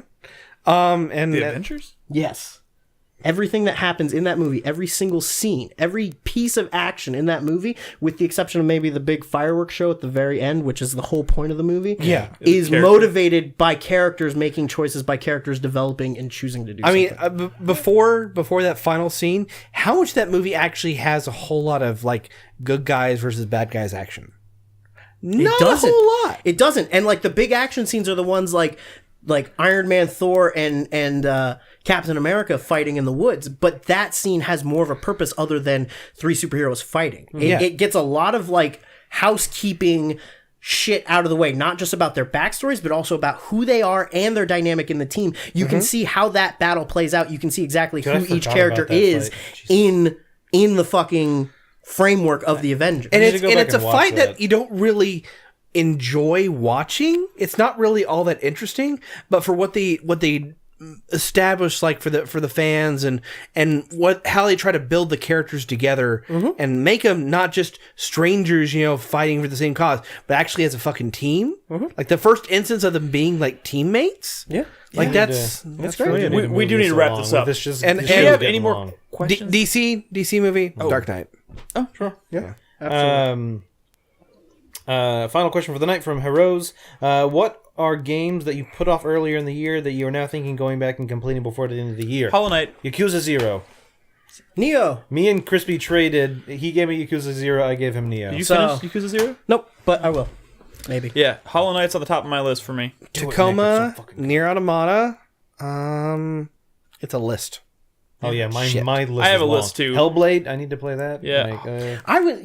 We were talking about Hellblade. I was reading an article about it earlier today, and it made me really want to like play it. Yeah, you should. Should I? Yes, absolutely. It's like a all 6-hour I game. remember Play from it. the discussions are like how frustrating it can be. I mean, I didn't Yeah, find you're myself right, particularly frustrated. There are maybe a few moments, but like that game is far like the good far outweighs the bad in that game. Chris, I'm a little disappointed you didn't mention Get Even. I'm a little disappointed. No, it nobody was mentioned games that Assassin's we Creed were Origins. planning on finishing by the end of the year. Like, it should be on that list. All right, Okay, fine. thank you guys so much for your questions. Every week we post a thread on Patreon where our patrons can ask us any question they want, and obviously, as you've seen from the past fucking half hour, they can go into some pretty depthy conversations. Yes, so we definitely appreciate all of your questions. Patreon.com/4Player is where you can find it. And You if we also don't get to it on a previous podcast, ask it again. Yep, exactly. You can ask it every week until we actually answer it. And Three times, if we don't yeah. answer it after 3 times, maybe take the hint. Yeah. Anyways, let's wrap the show up with the 4-player minute. Let's actually do this quickly. Yeah. Because, you know, It's getting late. getting late. Who's going to start us off? Sun's going down, buddy. Sun is down. Yes. Sun's starting to go down. Who's starting us off? 4-player minute. I will. Go Sure, for it. Why not? Go for My it. hype again for this week is the Monster Hunter World Beta coming out next week. I believe it's the 9th through the 12th or the 10th through the 12th. I think it's 9th through the 12th. Fuck, man.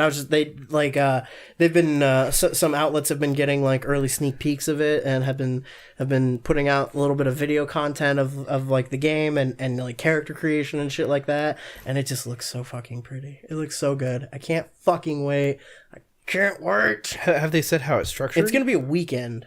How the beta's structured? Yeah. Yeah, they're gonna have like 3 individual like level. It's like hunts. the beta sessions, like what Nintendo does with their demo beta things.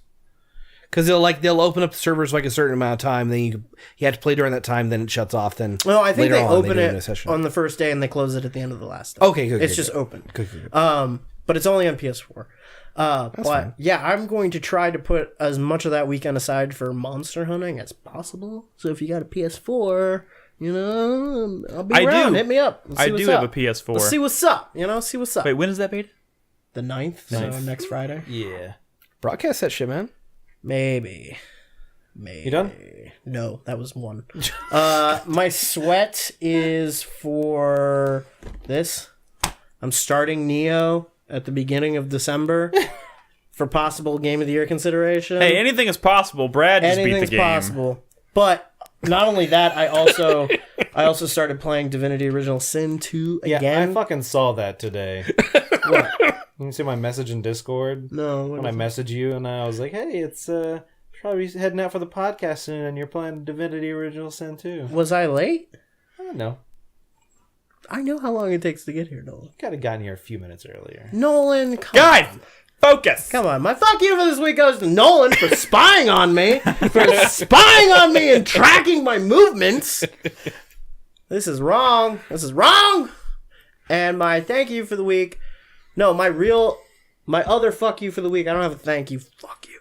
My other fuck you for the week goes to Marvel for not putting the one shot that I wanted to see in the Infinity War trailer. I know they're probably gonna put it in a later one, but there was one shot I was really excited to see. The scene where Hulk fucks Yes. like Black Widow? Yes. There was one shot. When you hide the cucumber? I remember reading about it when they were showing the footage at Comic-Con, being like, oh my god, my heart That is gif will get you banned. swelling with pride. I really can't wait to see that play Hulk out was on swelling the too. screen. Haven't seen it yet, but we'll get there. All right, Nolan. My 4 minutes just now. My hype is for Lady Bird. I think Brent and I are planning to go see that this weekend. I'm excited. It's supposedly amazing. So we'll see. Other hype is for Nier. I am like balls deep in that game, and I don't want to stop. I'm probably going to finish it very soon. Excited for it. My thank you goes to Crispy for letting me borrow Yakuza 0. Oh, that's my thank you. Oh, Thanks, is it? And fuck you for monitoring me. It's too late. I'm excited to finally get my my hands on that. And then my fuck you for the week goes to this weekend because I have way too much shit to do. Like Brenda and I, we have all these plans. You gotta do this. You gotta put up Christmas lights. You gotta put up some Christmas decorations. We got a new we're getting a new bed because ours is 10 years old. And it's getting old, and it's also a queen, which is very small when there's 2 people on it, and you want some fucking space. And so we're finally getting a king bed, and it gets delivered on Tuesday, and I got a bed frame that I have to assemble over the weekend, and then there's something else that I know we have to do. Did you buy all your mini blinds? No, I've not even bought blinds yet. There's too much shit. There's too much. We ordered a sample of blind, like a set of blind samples, so we can physically look at the ones we want to get. Home ownership Yep. is the worst. Yeah. Chris Davis. All right, my hype this week, I think I'm going to put it towards playing and finishing Mario Odyssey. I've been told I'm halfway through the game now. Roughly. I'm just going to go straight through it as fast as I can. Are you stopping I got after to the move credits? on because shit's going down. December starts in 12 minutes, guys. Hey, 8 minutes. 8 minutes. Know how to do math. Hey, who sent you their preliminary top 10 list already? My thank you this week goes to Nick for actually sending Yeah. the list. He's the first one that sent me a list. Tomorrow is the due date for the preliminary. Actually, if you read your list. email, it said Sunday. I mean, whatever. He doesn't even know when the date is. I guess I was being a little generous with the dates here because For I once. actually fucking have to. Be. Hey, I think your timing, your deadline list on this list is probably the best it's ever been. Well, good. Just saying. You better fucking deliver, guys.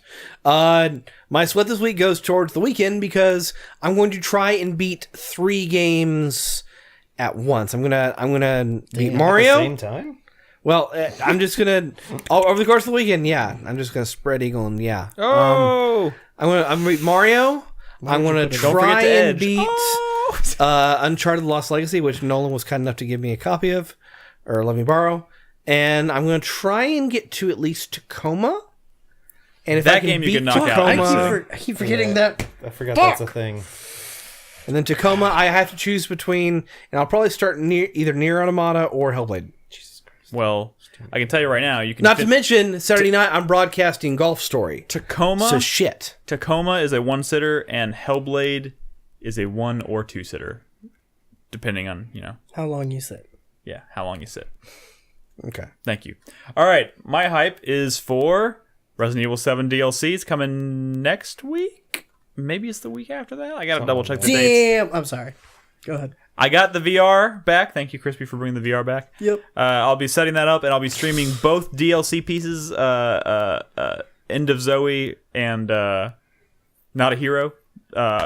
Probably on the same night. I'm not sure how long each one of those are, but I'll plan on tackling both of those on the feed in VR, so I'm very excited to play that. My fuck you of the week goes to the tall woman ghost in Fatal Frame 5. That game freaks me out, but like I've been handling it pretty well, I think, especially considering I'm playing it by myself in my house with the lights out on the feed. But they introduced the tall woman ghost and literally gives me chills every time I see it, and it actually gave me nightmares. Like, it freaks the shit out of me. So yeah, fuck you for including that thing. Note to self: don't get Nick tickets to a WNBA game. Oh my god. No, specifically the. God damn it! My sweat. Volleyball. I have 2 sweats this week. BA. Neither one of these are video game related. I'm sorry, but first one is going to be to The Last Jedi, which is in 2 weeks.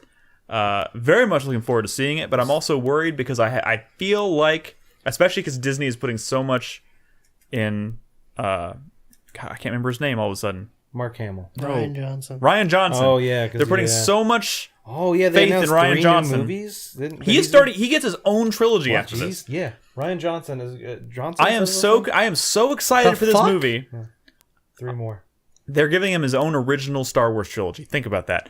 I am so excited to see The Last Jedi. Scary as shit. Let me get this sentence out. Why? Damn it. God damn it, guys.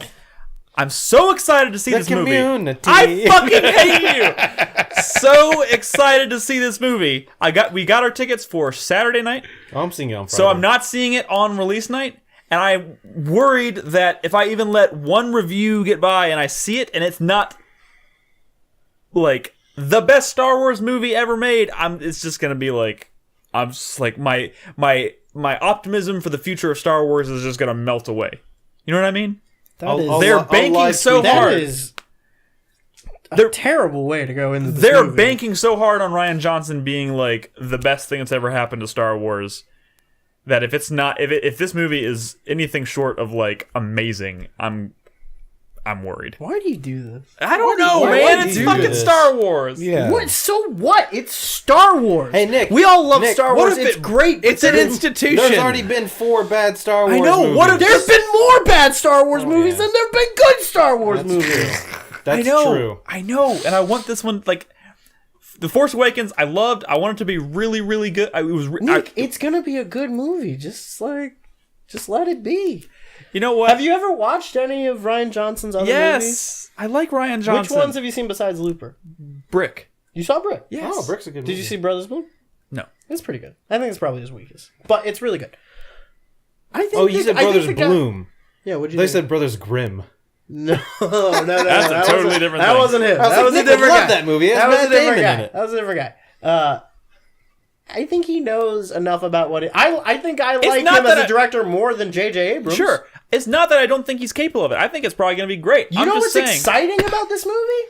Is all the shit that they're saying is different. Mark Hamill coming out there and being like, I don't know what the fuck he's doing with this character. It's crazy. That's what makes me excited. No, don't get me wrong. That's fucking brilliant. I'm excited for. so good. I'm excited. Kill the Jedi. Just get rid of them. I'm excited.